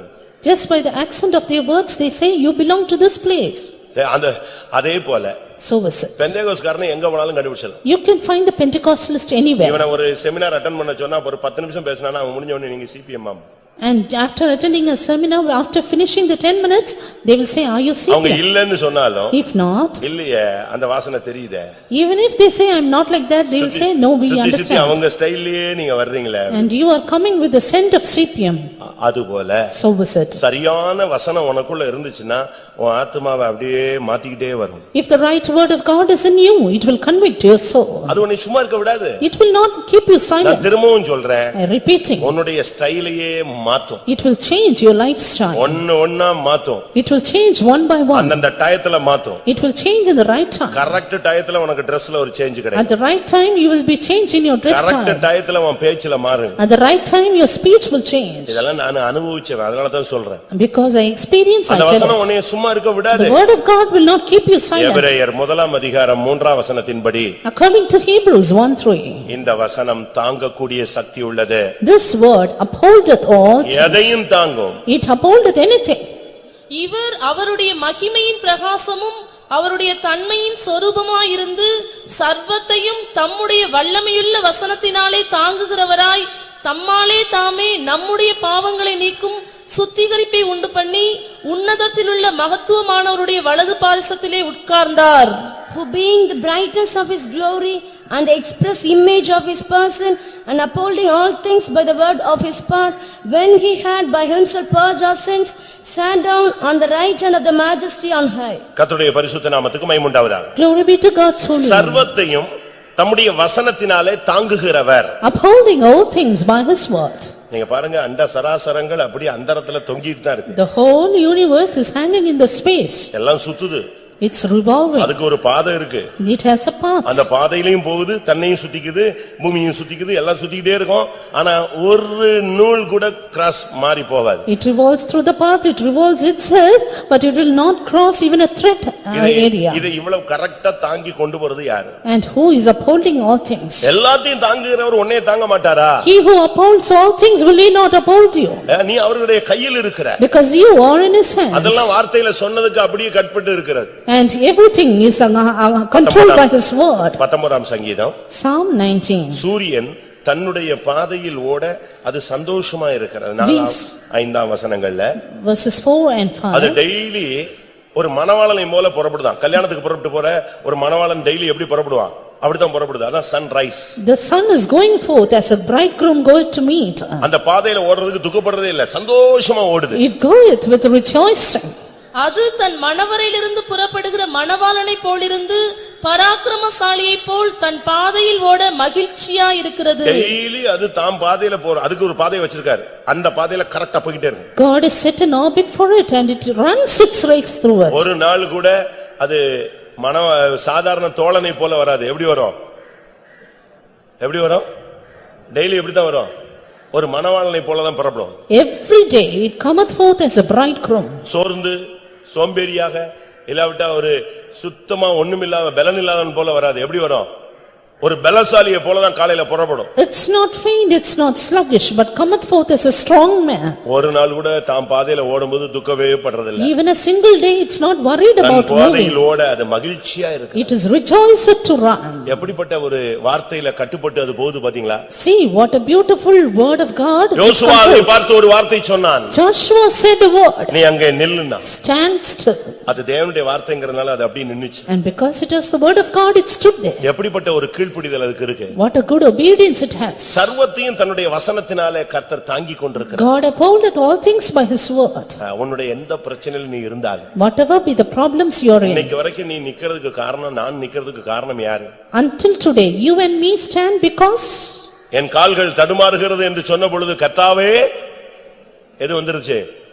உம்முடைய கிருபை, உம்முடைய வசனம் அப்படியே நீ தூக்கி நிப்பாட்டிச்சு. when I said Lord my foot slippeth, your grace, your word held me up. உன்னை மேற்கொள்ள எத்தனை வல்லமைகள், so many powers to prevail you, எத்தனை செய்வினைகள், so many sorceries, எத்தனை ஏவல்கள், so many witchcrafts, எத்தனை பொறாமை சக்திகள், so many powers of envy, எத்தனை போட்டி சக்திகள், so many competitive எவ்வளவு powers, பிசாசு, so many devils. இதெல்லாம் தாண்டி நீ நிக்கிற, நான் நிக்கிற அப்படினா சபை நிக்குதுன்னா அதுக்கு காரணம் என்ன? but you and me, the church has crossed everything because அந்த வசனம் உன்னை தூக்கி நிப்பாட்டி வச்சிருக்கு. that word is holding you up. ஆண்டவருடைய வசனம் உன்னை தாங்குகிறது. word of God is upholding you. அதனால தான் இன்னைக்கு நீயும் நானும் நின்னுட்டு இருக்கோம். therefore you and me stand today. தன்னுடைய வல்லமையுள்ள வசனத்தினால் தாங்குகிறவராய், he upholdeth all things by the word of his power. ஆண்டவருடைய வசனம் ஒரு மனுஷனை தாங்கலன்னா பிசாசு அப்படியே அவனை சப்ரஸ் பண்ணி அழிச்சிடுவான். the word of God, if it upholds a man, it will suppress the power of the devil. 105ஆம் சங்கீதம் Psalm 105 19ஆம் வசனம் என்ன செய்கிறது? verse 19, what does it say?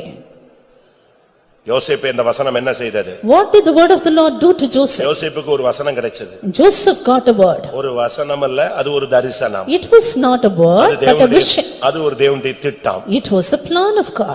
அந்த வசனம் என்னைக்கு அந்த வார்த்தை இல்லாவிட்ட அந்த தரிசனம் கிடைச்சதோ அன்னையோட லைஃப் சேஞ்ச் ஆயிடுச்சு. the very day the word, the vision came to him, his life changed. அந்த வசனம் அவனுக்குள்ள வந்த பிறகு after the word came into him, சூரியன், சந்திரன், நட்சத்திரங்கள் வணங்குகிறது. the sun, moon and stars made obeisance to me. 11 அரிக்கட்டுகளும் வணங்குகிறது. 11 chiefs made obeisance. இது கிடைச்சது. he got that. அதான் first. that was the first step. அந்த வசனம் கிடைச்ச அடுத்த செகண்ட்ல இருந்து the very second after he received this word, வசனம் ஸ்டார்ட் ஆயிடுச்சு, வேலையை ஸ்டார்ட் பண்ணி. it started its work. எப்படிப்பட்ட வேலை? what kind of work? வாசியுங்கள்.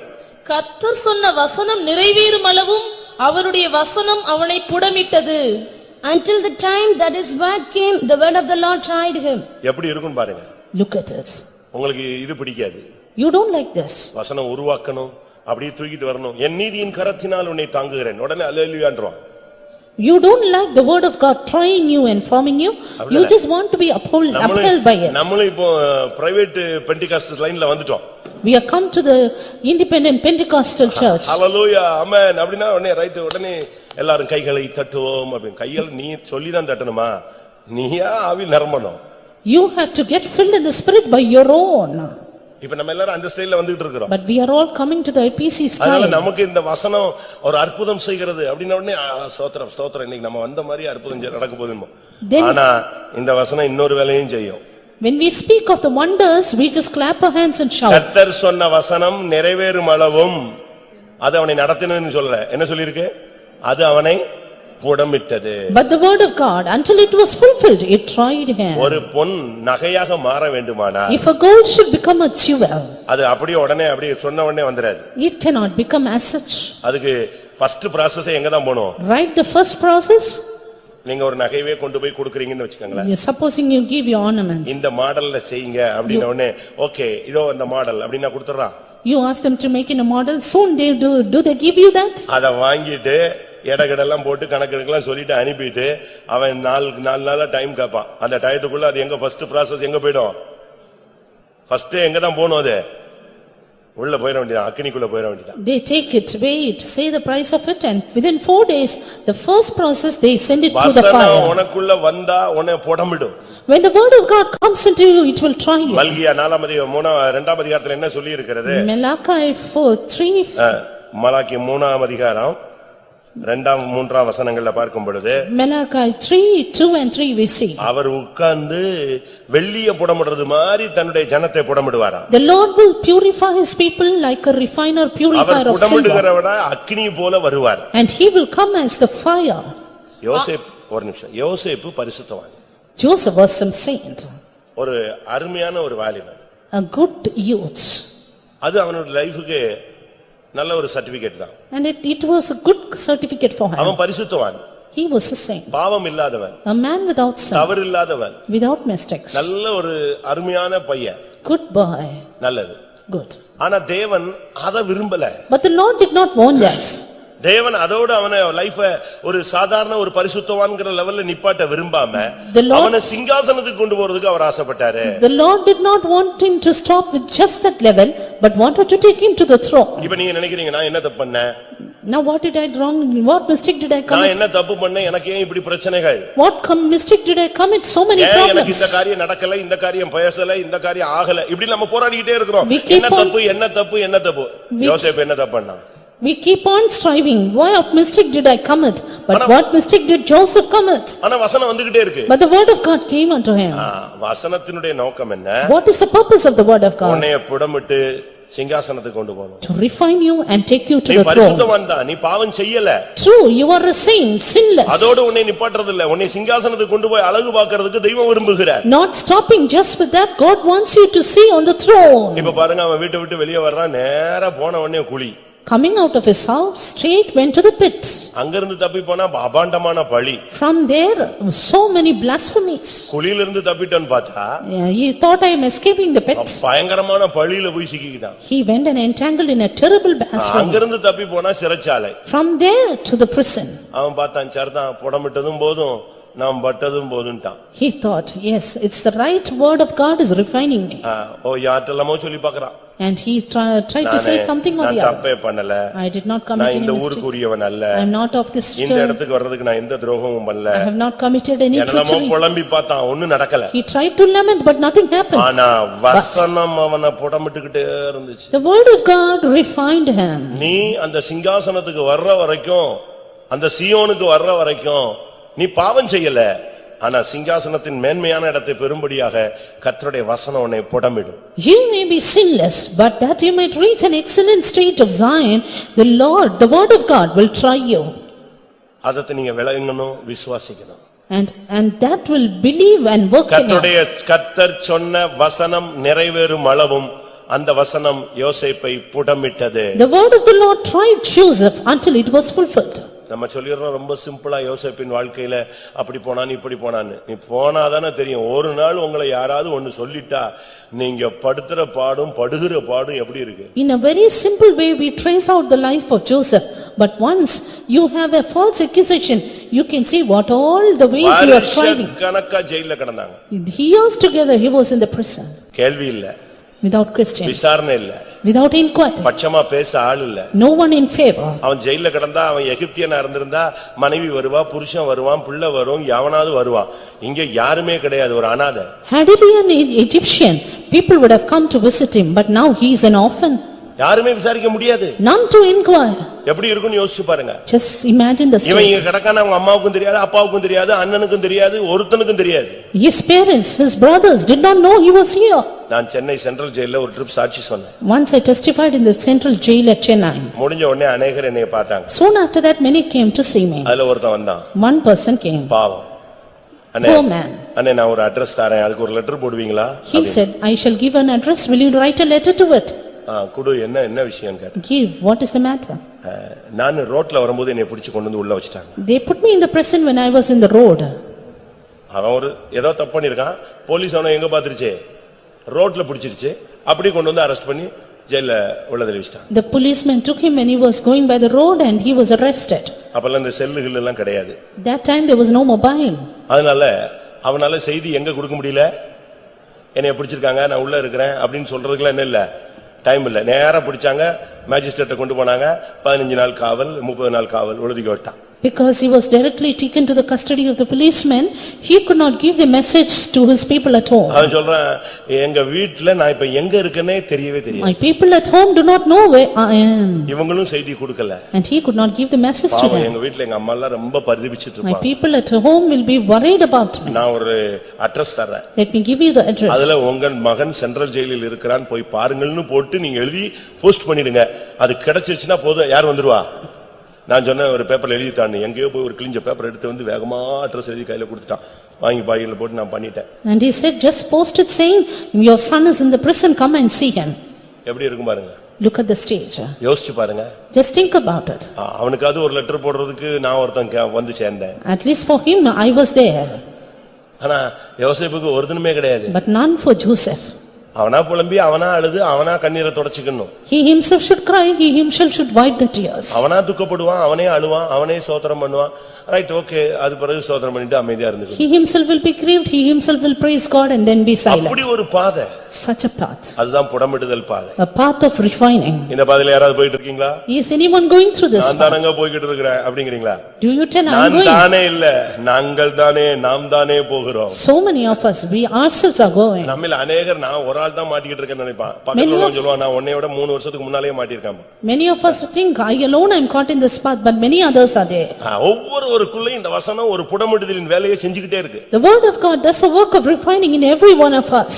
அந்த நேரத்துல தான் நம்ம பரிதவிச்சு குழியில கடந்து கத்தி கதறி அழுது உருண்டுறோம். It is then we weep and lament and cry out right in the pit. என்ன பண்ணனே தெரியாது. We don't know what to do. நம்ம நியாயத்தை பேச முடியாது. We can't justify. நியாயத்தை சொல்ல முடியாது. We cannot tell out the truth. நியாயத்தை காது கொடுக்க கேட்க ஒருத்தனுமே கிடையாது. There's none to hear the justice. நம்முடைய சத்தம் எல்லாம் அப்படி எதிரொலியா வந்துகிட்டே இருக்கும். All are low, justice just echoes. எப்படி இருக்கும் நீங்க யோசிச்சு பாருங்க. Just think.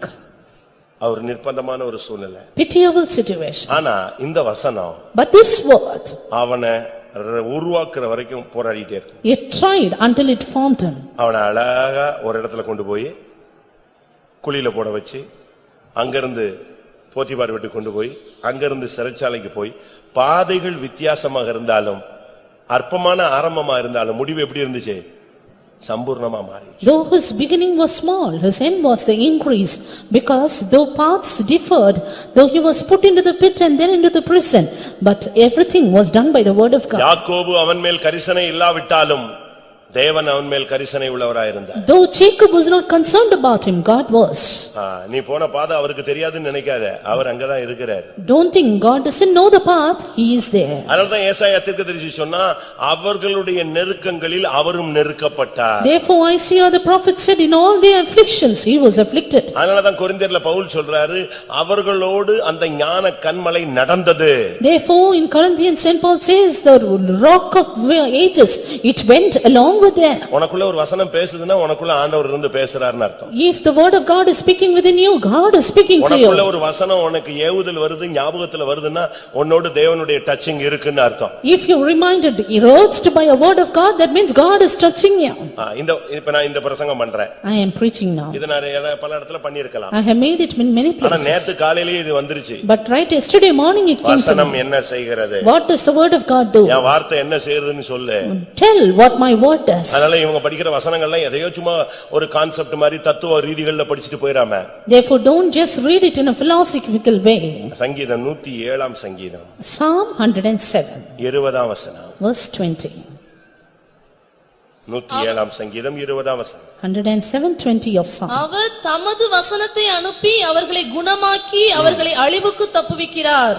He sent his word and healed them and delivered them from their destructions. அவர் தம்முடைய வசனத்தை அனுப்பி அவர்களை குணமாக்குகிறார், அழிவுக்கு தப்புவிக்கிறார். He sent his word and healed them and delivered them from the destructions. வியாதிப்பட்டவனுக்கு ஒரு மருந்து கொடுக்கிறது மாதிரி, As to a sick man medicine is treated. இல்லாவிட்டா ஒரு இன்ஜெக்ட் பண்ற மாதிரி, As he's been injected. இல்லாவிட்டா ஏதோ ஒரு ட்ரீட்மெண்ட் கொடுக்கிற மாதிரி, As some treatment done upon him. அப்படிப்பட்ட மனிதனுக்கு தேவனுடைய வார்த்தை வருமானால், When the word of God meets that person, அவனுக்கு உலக பிரகாரமான மருத்துவம் தேவையில்லை. worldly medication is not necessary. வசனத்தின்படி வாழ்கிறவனுக்கு வசனமே அவனை குணமாக்கும். To him that liveth by the word of God itself will heal him. வசனத்துக்கு கீழ்ப்படிகிறவனுக்கு வசனமே ஔஷதம். To him that obeyeth the word of God is the medicine. வசனத்தின்படி வாழ்க்கையை அமைத்துக் கொண்டவனுக்கு வசனமே அவனுக்கு ஜீவன். To him that sent his life by the word of God is his life. எந்த வியாதியஸ்தனுக்கும் ஒரு வார்த்தை கிடைச்சா போதும். Any sick man, if he receives the word, உனக்கு நான் என்ன செய்ய வேண்டும்? what should I do to you? உடனே அவன் சொன்னான், ஆண்டவரே நான் பார்வை அடைய வேண்டும். He said, Lord, I should receive sight. உடனே இயேசு என்ன சொன்னாரு? Soon what did Jesus say? நீ வாசனுக்கு போ, கண்ணில் உனக்கு லென்ஸ் மாட்டி விடுவார்கள். அப்படியா சொன்னாரு? Go to the gate and they will put lens in your eyes. Did they என்ன say சொன்னாரு? that? What did he say? பார்வை அடைவாயாக. Receive sight.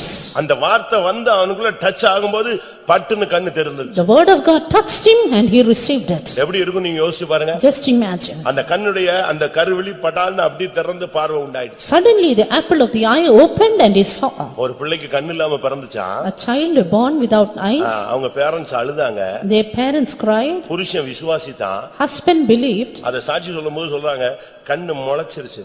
And the eye came off. ஏன் முளைக்காது? How will it not? ஆண்டவர் ஒரு மனுஷனுடைய கண்ணுல சேர பூச்சி தேர குலைச்சு பூசினார்.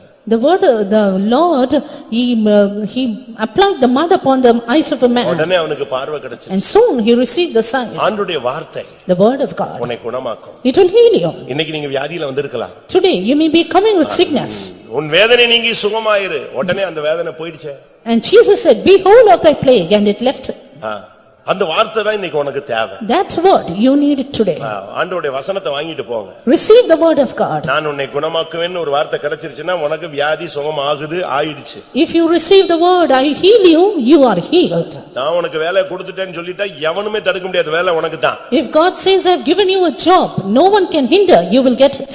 ஒரு சகோதரன் வந்து நம்முடைய ஒரு விசுவாசி இன்னொருத்தரோட பார்ட்னர் சேர்ந்தார். One of a believer joined a partner with another person in his business. கொஞ்சம் சின்ன ஒரு fabrication company. It was a little fabrication company. அது கூட சேர்ந்தது ஒரு Hindu. And the man who joined with him was a Hindu man. இவர் என்ன சொல்லிட்டாரு? But what did he say? பூஜை போட கூடாது. You should not make the pujas. You should not worship the idol. அப்படினா தான் நான் உங்க கூட partner. Then I will be the partner. அவன் சொன்னா எனக்கு பூஜை வேண்டாம் ஒண்ணு வேண்டாம் கம்பெனி நல்லா இருந்தா போதுங்க. He said I don't want anything, let the company be good and okay. First contract okay. And first time it was okay. இப்படி ஒவ்வொரு கான்ட்ராக்ட்டுக்கு எடுக்கும்போது கொஞ்சம் கொஞ்சமா எடுக்கும்போது ஜெபிப்பாங்க. And one by one for every order and contract he used to pray for it. திருப்பி ஒரு பெரிய quotation கொடுத்து ஒரு கான்ட்ராக்ட்ல எடுத்தாங்க. And then another big quotation and a contract. அப்ப இவர் என்ன சொல்லிருக்காரு? Then what did he say? எங்க பிரதர் ஜெபிச்சா அப்படியே ஆகும். My brother, if he prays, it will happen so. எங்க சர்ச்சில ஜெபிச்சிட்டா அப்படியே நடக்கும். If they pray in our church, it will happen. இவர் போய் அங்க கொடுத்தாங்க. He went and prayed.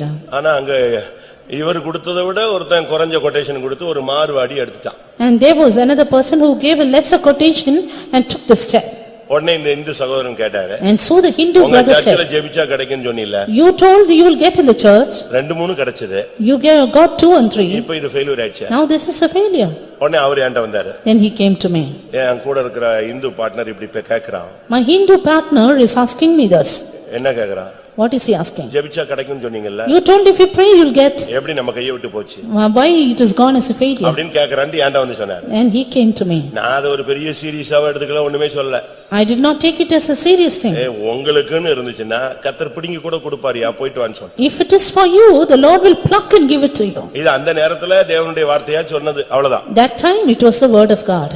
அந்த மார்வாடி கான்ட்ராக்ட் எடுத்து He took that Mawadi ஒரு contract மாசம் வொர்க் பண்ணான். and he worked for 1 month. அதுக்கு பிறகு பார்த்தா அவனை காணோம். After that he was no more. என்ன நடந்துச்சுனே தெரியாது. Don't know what happened. திடீர்னு ஒரு நாள் கால் வருது, இவங்களை கூப்பிடுறாங்க, நீங்க தானே செகண்ட் கோட்டேஷன், வாங்க ஜாப் ஸ்டார்ட் பண்ணுங்க. Suddenly the call came and they said, you are the second quotation, come and start your job. இது நடந்து ஒரு 20 வருஷம் இருக்குன்னு வெச்சுக்கோங்க. I think it is 20 years since it happened. இன்னைக்கு வரைக்கும் அந்த கான்ட்ராக்ட் இருக்கு. Until today that contract has been done. இன்னைக்கு கான்ட்ராக்ட் ஓடிட்டு இருக்கு. Until today it is running. அன்னைக்கு பிடிங்கி கொடுத்த தெய்வம் இன்னைக்கு எப்படி இருக்காரு? அதுல உண்மையாதான் இருக்கிறார். That God who gave it to them is faithful even today. இன்னைக்கு அந்த இந்து சகோதரன் ஒரு சபையினுடைய மெயின் விசுவாசி. And that Hindu brother is one of our main believer. பக்கா பிலீவரா மாறிட்டாங்க. And he has become a believer. ரொம்ப முக்கியமான விசுவாசியா ஒரு சபையில ஒரு சென்டர்ல ரொம்ப டாப்ல இருக்கார். Become a very important believer in a ஏன் center. இத சொல்றேன்? Why I tell you this is, வசனம் பொய் சொல்லாது. the word of God will not lie. அது உன்னை சிங்காசனத்துக்கு கொண்டு போற வரைக்கும் வந்துட்டே இருக்கும். It will keep on pursuing you until you reach the வியாதி throne. படுக்கையை மாற்றுகிற வரைக்கும் உனக்கு சரீரத்துக்கு ஆரோக்கியமாய் மாற்றும். It will come behind you until you bring it health for your body. அது ஒரு ஜீவன். It is life. அது உனக்குள்ள வரும். It will come into அது you. உன்னை குணமாக்கும். It will heal you. உன் பிராணனை அழிவிலிருந்து தப்புவிக்கும். It will save your soul from destruction. எப்பமோ எத்தனை மணி நேரமோ கொடுத்து 24 மணி நேரத்துல செத்து போயிடுறேன்னு சொன்ன விசுவாசிகள் இன்னைக்கு உயிரோட இருக்காங்க. And there are so many people who were nigh unto sick bed, death bed, and now they are still alive. 10 மணி நேரத்துல செத்துருவான், 24 hours, 48 hours அப்படிலாம் சொன்னவங்க எல்லாம் இன்னைக்கு எங்க இருக்காங்க? உயிரோட இருக்காங்க. They were given a limit of 24 hours, 48 hours restriction, but they are still alive today. Pastor யானஸ்ட் அவர்கள் சிங்கப்பூர்ல பிரசங்கம் பண்ணிட்டு இருக்கும்போதே ஹார்ட் அட்டாக்ல அப்படியே சாஞ்சிட்டாரு, பிடிச்சு தூக்கி கொண்டு வந்து இறக்கி கொண்டு போயிட்டாங்க. Even as Pastor Ernest was giving the message in Singapore, he felt in a heart attack and he was taken away. டாக்டர்ஸ்லாம் வந்து செக் பண்ணாங்க. Doctors came and checked him. Famous டாக்டர்ஸ்லாம். Famous doctors. எல்லாம் பார்த்துட்டு சொன்னாங்க, இல்ல இவர் வந்து டைம் முடிஞ்சிருச்சு. They said his time is bad. அவ்வளவுதான், இவர் இனிமே எழும்ப மாட்டாரு. He will never more rise up. எல்லாம் சொல்லிட்டு போயிட்டாங்க. They went off. அடுத்த நாள் சாயங்காலம் இவர்தான் அங்க பிரசங்கம் ஸ்டார்ட் ஆகுது. Next evening he was to give the message there. இவர் செத்து போயிடுவாருன்னு சொல்லிட்டு போயிட்டு எல்லாம் டைம் முடிச்சிட்டு போயிட்டாங்க, இவர் எழும்ப மாட்டாருங்க, அவ்வளவுதாங்க, அப்படியே மைல்டா போயிடுவாருன்னு. ஆனா எங்க இருந்தாரு அடுத்த நாள் சாயங்காலம்? அதே ஸ்டேஜ்ல பிரசங்கத்துக்கு எழுப்பி நிக்கிறார். அவங்க டாக்டர்ஸ் எல்லாம் சொன்னாங்க, இந்த பெந்தேகோஸ்காரங்களே இப்படித்தான் சொன்னாங்க. The doctor said the Pentecostal people are like this. ஏன்னா வசனம் அவர்களை என்ன செய்கிறது? குணமாக்குகிறது. Because the word of God heals them. அந்த வசனம் உனக்குள்ள இருக்கா? Is that word within you? ஒரு சின்ன டேப்லெட்டுக்கு உன் மேல அது மேல உனக்கு பயங்கரமான நம்பிக்கை. You have so much of hope in a little pill. இத போட்டுட்டா அப்படியே கொஞ்சம் தூங்கிடுவேன். And if I put it, then I will sleep. அத போட்டுட்டா கொஞ்ச நேரம் அந்த வலியாவது மறக்கும். If I intake it, then I can forget my pain. அதை விட சூப்பரான ஒரு மருந்து உள்ள வசனம் உனக்குள்ள இருந்துச்சுன்னா உடனே குணமாக்கிடும், திருப்பி போட வேண்டிய அவசியம் இல்ல. And if that superb word of God is within you, then you need not take the pill. It will do a definite work. வார்த்தை உன்னை குணமாக்கும். The word of God can heal you. அப்படி என்னைய குணமாக்கி இருக்கு, வசனத்துல நின்ன வசனம் என்னைய குணமாக்கி இருக்கு, அந்த எக்ஸ்பீரியன்ஸ் எனக்கு கடந்த காலங்களில் இருக்குன்னு சொல்றவங்க தயவு செய்து கை வைத்துங்க. நான் கேட்கிறது வசனத்தினால் குணமாக்கப்பட்டவர்கள், மற்ற எதின் மூலமாய் குணமாக்கப்பட்டவர்கள் அல்ல. Only those who are healed by the word of God, lift up your hands. வசனத்தினால் குணமாக்கும் சக்தி இருக்குங்கிறத அனுபவிச்சவங்க கைகளை வைத்துங்க. Those who experience the healing power, lift up your hands. அல்லேலூயா. நான் ரோட்ல விழுந்து எழுந்திச்சு தாட கிடலாம் கிழிஞ்சு போயிடுச்சு. I had fell in the road, injured utterly, and even my bird was just torn apart. இத ரெண்டா கிழிஞ்சு போனதை ஒட்டுறதுக்கு வழி இல்லை, ஏன்னா ஒட்டா கிழிஞ்சிருது, மறுபடியும் பிச்சிருது. And there was no other way to join it back because it was again and again broken. அதனால எனக்கு என்ன பண்ணிட்டாங்க? Therefore, இத ரெண்டையும் நிப்பாட்டணும்னா எப்படி தான் கட்டணும்? நாடி கட்டு தான் போடணும். If both of them has to join, then I had to be bound on my skull. செத்தவங்களுக்கு போடுவாங்க இல்லையா? As they do it for the dead people. ஏன்னா இது நிக்கவே மாட்டேங்குது. Because it is not standing. இங்க கிழிஞ்சு தொங்கிடுச்சு. It was just torn apart. பெரிய pastor வந்து சென்டர் பாஸ்டர் சொன்னாரு, எப்படியாவது அவனுக்கு தையல் போட்டுருங்க. Center pastor said, somehow we'll put stitches. ஏன்னா அவன் தொழிலே பிரசங்கம் தான். Because his occupation itself is message. இந்த வார்த்தையை சொல்லித்தான் என்ன செய்யணும்? சாவணும். And until his end he has to say the word அந்த of God and வார்த்தையை die. சொல்ல முடியாம தாட கிழிஞ்சிருச்சு. அதனால எப்படியாவது தையல கண்ணை மூடி போட்டுருங்கங்கறாங்க. Because the jaw is broken, somehow stitch it up. எனக்கு பேச முடியாது. I could not speak. குடிக்க முடியாது. I could not drink. சாப்பிட முடியாது. I could not eat. பல் விளக்க முடியாது. I could not brush. ஒண்ணுமே பண்ண முடியாது. I could not do anything. முகமெல்லாம் வீங்கி போச்சு. Face is swollen up. கூட்டத்துக்கு போக முடியாது. And I could not go to the ஒரு meeting. 3 வாரமோ 4 வாரமோ நான் கூட்டத்துக்கு போகல. 3 or 4 weeks I did not attend the meeting. அதுக்கு பதிலா பாஸ்டர் ஜான் பால் அப்போ சென்ட்ரல்ல ஹெட் குவார்ட்டர்ல இருந்ததனால அவர் வந்து 2 கூட்டம் எடுத்தார். Instead of me, Pastor John Paul came and took the meetings. நானு என்னைய பார்க்கிறதுக்கு பேசுறதுக்கு அனுமதி இல்ல, பேசுறதுக்கு சக்தியும் இல்ல. And there were no one permitted to meet me and I had no power to speak. போட்டு நாடி கட்டு போடுவாங்க. ஜன்னல்ல எல்லாரும் பார்த்துட்டு ஓன்னு அழுதுட்டே போவாங்க. என்ன செத்து விட்டாரா இப்படி கட்டி வச்சிட்டாங்க. People seeing me through the window, they see me and cry and go away. பேச முடியாது. I could not speak. ஒரு பெரிய சிஸ்டர் பார்க்க வந்தாங்க. One elder sister came to see me. அவங்க டபால்னு ஒரு கோரஸ் ஸ்டார்ட் பண்ணிட்டாங்க. Suddenly she started a chorus. தோஷமாயிட்டு என்னோடென்றும் என்றே தாதன் செய்கை இல்ல, என்னை அவன் அடிச்சாலும் அவன் என்னை ஸ்நேகிக்குன்னு. ஆஹா, அப்ப ரோட்ல அடிச்சிட்டாரு போல் இருக்குன்னு நான் உட்கார்ந்து ஓன்னு அழுதுகிட்டே இருந்தேன். Even if my Lord will beat me, he does it for me with love. ஒரு டாக்டர் வருவார், நம்ம விசுவாசி. One doctor, a believer came. என்ன பண்ணலாம்னு அவருக்கு ஒண்ணுமே ஓடல. What he did not understand what to do. தையல் எப்படி போடுறது? How to stitch. ஏதாவது பெயின் கில்லர் கொடுக்கணும். இல்லனா மாட்டுக்கு தச்ச மாதிரி தச்சிர முடியுமா படபடன்னு? And how can we do that without giving the painkiller? என்ன பண்றது? Somehow what to do? பார்க்கலாம் பாஸ்டர் அப்படினு போயிட்டாரு அவர். And he said, let me see, and went away. நான் ஏற்கனவே உங்களுக்கு சொல்லி இருக்கேன். I had already told எனக்கு you. என்ன பண்ணனே தெரியல. I did not know what to do. ஊழியத்துக்கு வந்து 10 வருஷம். 10 years after. 12வது வருஷம். 12th year after coming to the என்ன ministry. பண்ண? What to do? இப்படி ஆயி போச்சே நம்ம நிலவரம். It's like this, my state. ஆனா அது எல்லாரும் வெளிய போன பிறகு After everyone went out, bedsheet இழுத்து மூடிட்டு I took off my bed sheet fully. உண்மையாய் ஆண்டவர்ட்ட அழுதேன். And then I started to cry. எதுக்கு அழுதேன் தெரியுமா? You know why I cried? பேதுரு ஒருத்தன் காதை வெட்டினான். Peter cut one person's ear. ஒட்னீங்களா? Did you stick it back? ஒட்னது உண்மையா? If it is true. அது உண்மைன்னா If it is இப்போ true, ஒட்டணும். then today paste it back.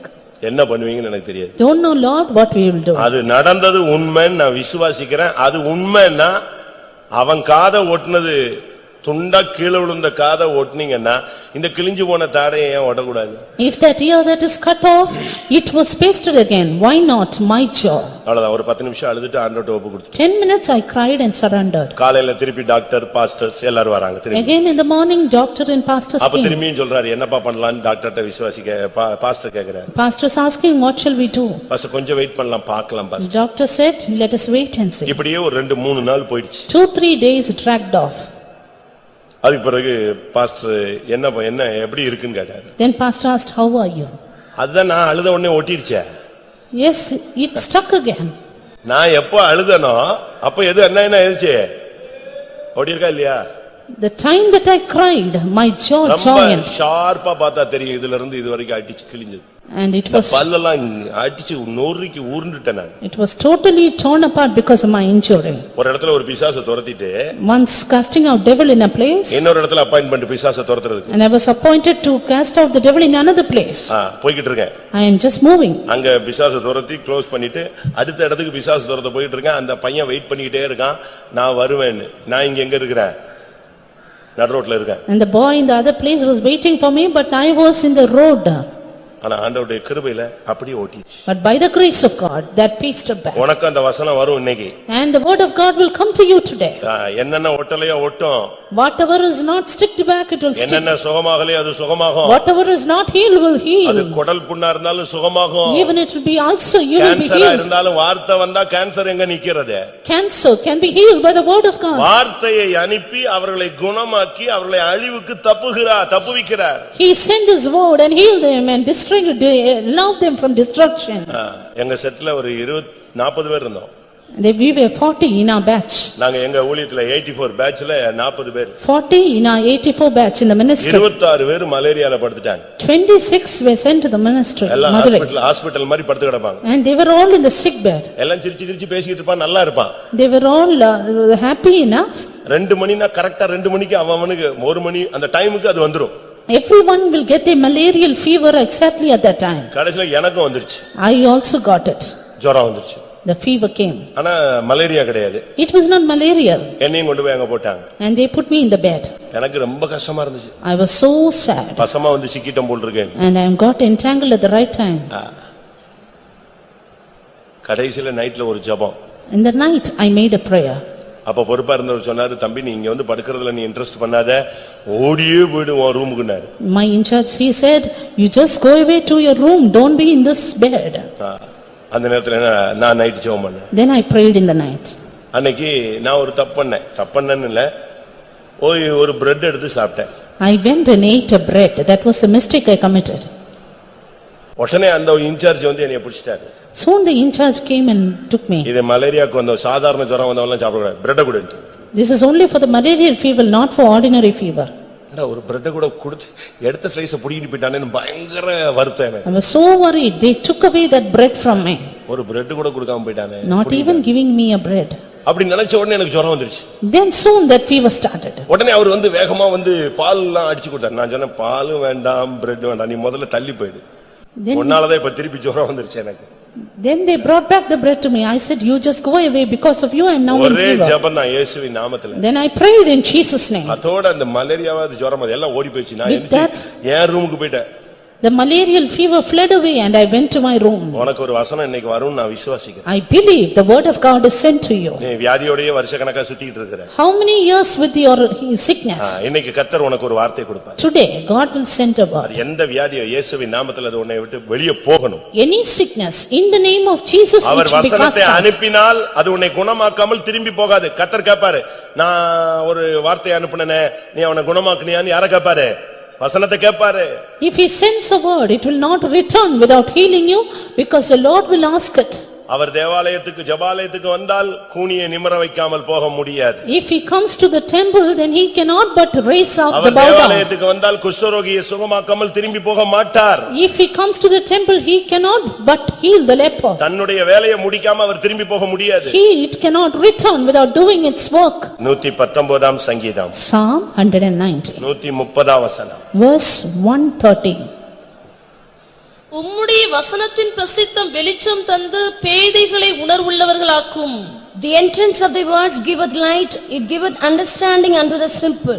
பேதைகளை உணர்வுள்ளவனாக்கும். Giveth understanding to the நமக்கு simple. படிப்பறிவு இல்லாம இருக்கலாம். We may be illiterate. புரிந்து கொள்ளக்கூடிய சக்தி இல்லாம Have இருக்கலாம். no power of understanding. ரொம்ப ஆழமான உபதேசங்கள் நமக்கு தெரியாம இருக்கலாம். Do not know deep doctrines. இன்னும் உலக பிரகாரமா நமக்கு தெளிவான ஒரு அறிவு இல்லாம இருக்கலாம். We may have no worldly wisdom. ஆனா இந்த வசனம் ஒரு மனுஷனுக்குள்ள வந்துச்சுன்னா இந்த பேதையரா இருந்தாலும் அவர்கள் என்ன செய்யறது இல்ல, திசைகெட்டு போகிறது. But if the word of God comes into a man, even though they are full, they cannot err. படிப்பறிவே இல்லாதவங்க என்ன அருமையா பிரசங்கம் பண்றாங்க தெரியுமா? Illiterate people, they give beautiful message. பாஷை தெரியாதவங்க என்ன அருமையா பாஷை பேசுறாங்க தெரியுமா? People who know no language, they preach in very different languages. இது உண்மையா நடக்குது.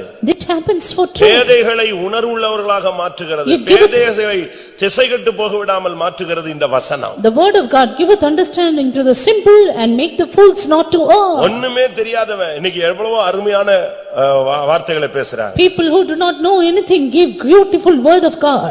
நீங்க உலகத்துல அறிவாளிகளை படிச்சு பாருங்க. Look at the wise people of the world. அவங்க எல்லாம் ஒரு காலத்துல படிப்புல பேதமையாக இருந்தவங்க தான். They once were simple in their studies. அறிவில குறைவானவர்களாக தான் இருந்தாங்க. They lacked in the understanding. ஒண்ணுமே இல்லாதவங்க தான். They were out of nothing. பேதுரு பிரசங்கம் பண்ணாரு. Even Peter preached. எல்லாருக்கும் ஆச்சரியமா இருந்துச்சு. Everyone marveled. எப்படிப்பா இப்படி பிரசங்கம் பண்றாரு? How could he speak so much? அந்த வசனத்தோட இந்த வசனத்தை கோட் பண்றாரு. And he quotes that verse. எப்படி முடிஞ்சது?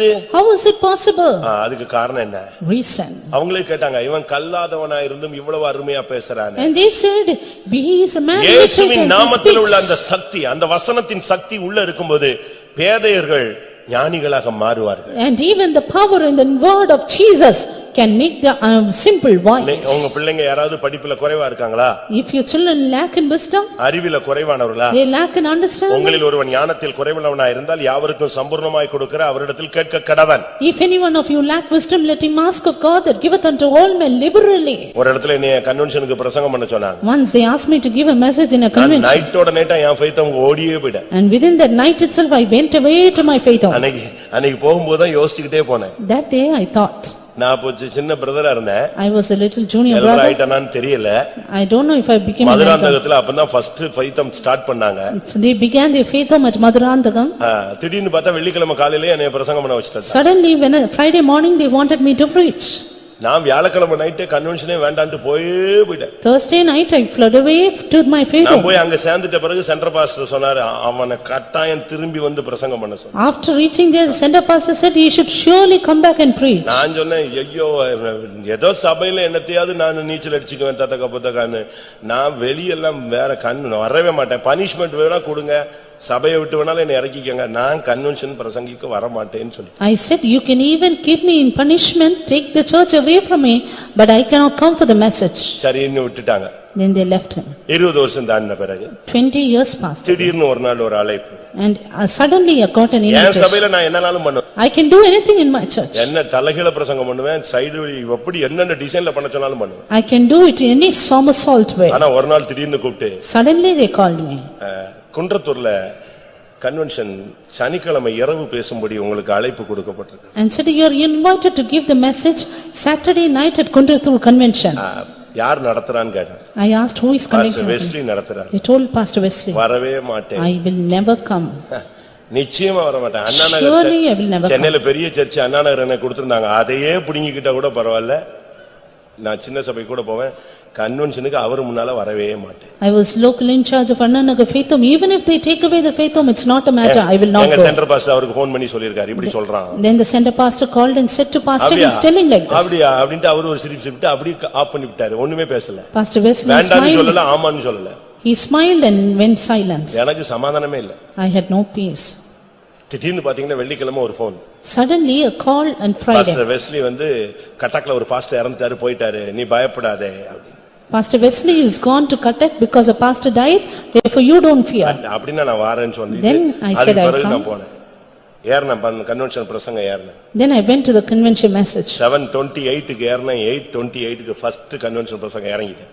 7:28 I started and 8:28 I finished. எதுக்கு இத சொல்றேன்னா, Why I tell this is, அவருடைய வசனம் ஒரு மனிதனை உணர்வுள்ளவனாய் மாற்றும், ஞானியாய் மாற்றும். His word giveth understanding to the simple. உங்களுக்கு போதித்தவங்களை காட்டிலும் உங்களை ஞானியா மாத்தும். It will make wise than your teachers. சங்கீதத்துல அப்படி ஒரு வசனம் இருக்கு.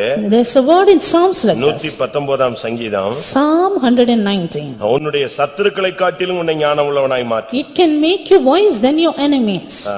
உனக்கு போதித்தவர்களை காட்டிலும் உன்னை அறிவுள்ளவனாய் மாற்றும். It can make you wise than your teachers. முதியோர்களை பார்க்கிலும் உன்னை ஞானம் உள்ளவனாய் மாற்றும். Wise than the aged. 119ஆம் சங்கீதம் 98, 99, 100. Psalm 119 verses 98, 99, 100. நீர் உம்முடைய கற்பனைகளை கொண்டு என்னை என் சத்துருக்களிலும் அதிக ஞானமுள்ளவனாக்குகிறீர். அவைகள் என்றைக்கும் என்னுடனே இருக்கிறது. உம்முடைய சாட்சிகள் என் தியானமாய் இருக்கிறபடியால் எனக்கு போதித்தவர்கள் எல்லாரிலும் அறிவுள்ளவனாய் இருக்கிறேன்.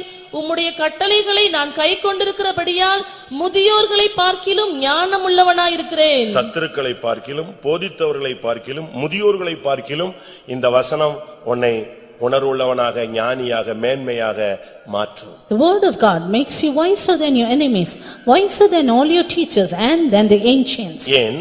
Why? இந்த வசனத்துக்கு ஒரு சக்தி உண்டு. The word of God அது has உன் a power. பாதைக்கு தீபம். It is a light unto your path. 119ஆம் சங்கீதம் 105ஆம் வசனம். 119, 105. உம்முடைய வசனம் என் கால்களுக்கு தீபமும் என் பாதைக்கு வெளிச்சமுமாய் இருக்கிறது. எப்படி? உம்முடைய வசனம் என் கால்களுக்கு தீபம். Thy word is a lamp unto my feet. என் பாதைக்கு அது வெளிச்சம். It's a light unto my இந்த path. வசனம் உன் கூட வரும் பொழுது எந்த இருள்ல போனாலும் உனக்கு ஒரு வெளிச்சம் உண்டாகிட்டே இருக்கும். When the God of God is with you, in any place you will have the light. கர்த்தருடைய வார்த்தையை நீங்க அப்படி பிடிங்க. Believe, hold on the word of கர்த்தருடைய God. வார்த்தை உனக்கு முன்னால வெளிச்சமா வந்துகிட்டே இருக்கும். The word of God will be light before you. அது உன் பாதைக்கு வெளிச்சம். It is a light unto your உன் path. கால்களுக்கு அது ஒரு தீபம். Lamp unto your feet. நீ பேதையா இருந்தா உன்னை ஞானியாய் உணர்வுள்ளவனாய் மாற்றும். If you are simple, it will give it you understanding. இந்த வார்த்தை உனக்கு பொறுமையை கொடுக்கும், This- ஆறுதலை கொடுக்கும். This word will impart patience and comfort in you. ரோமர் 15:4. Romans 15:4. கர்த்தருடைய வசனம் பொறுமை. The word of God giveth patience. தேவ வசனத்தினால் உண்டாகும் பொறுமையினாலும் ஆறுதலினாலும் தேவ வசனத்தினால் ஒரு மனிதனுக்கு பொறுமை, அடுத்து ஆறுதல். Man of God gets patience and comfort through the scriptures. இங்க இருக்கிற எல்லாருமே ஷார்ட் டெம்பர் பார்ட்டி தான். All of you seated here are short temper. இல்லனா உங்களை இங்க கொண்டு வந்திருக்க மாட்டார் நான் விசுவாசி. Or else I believe the Lord would not have brought you here. நம்ம எல்லாம் வெளிய இருந்தா எங்க இருப்போம்? If you were outside, how would I have been? ஒரு கூட்டத்துல ஒரு பாஸ்டர் கேட்டார், நீங்கள் எல்லாம் இப்பொழுது ரட்சிக்கப்படாமல் இருந்தால் எங்கே இருப்பீர்கள்? உடனே ஒருத்தர் சொன்னார், நான் ஜெயிலில் இருப்பேன். In one meeting, one pastor asked, if you had not been saved, where you would have been? என்ன நான் ரட்சிக்கப்படலைன்னா நான் பாவிகளிலே யாரு?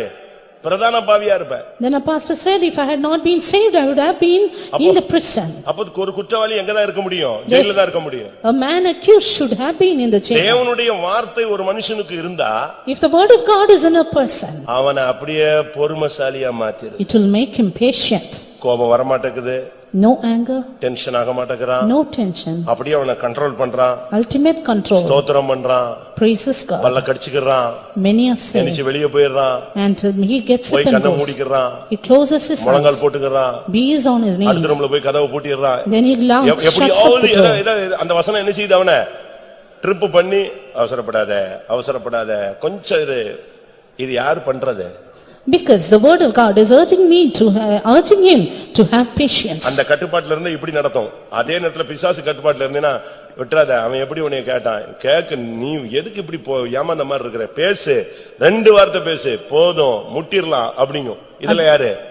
At the same time, if you are in the control of the devil, he will say, do tit for tat and never spare others. தாவீது வருகிறான். David came. சீமையை தூசிக்கிறான். Shimei blasphemed. இரத்தப்பிரியனே தொலைஞ்சு போ. He said, bloody man be lost. கல்லையும் மண்ணையும் அள்ளி தூக்கி எறிறான். He splashed those sand upon him. தாவீதுக்கு என்ன பண்ணனும்னு தெரியல. David did not know what to do. அப்படியே பல்ல கடிச்சிட்டு ஸ்தோத்திரம் பண்ணிட்டு போயிட்டே இருக்கான். He gnashed his teeth, praised God and went away. Abishai பக்கத்துல நின்னான். Abishai was there.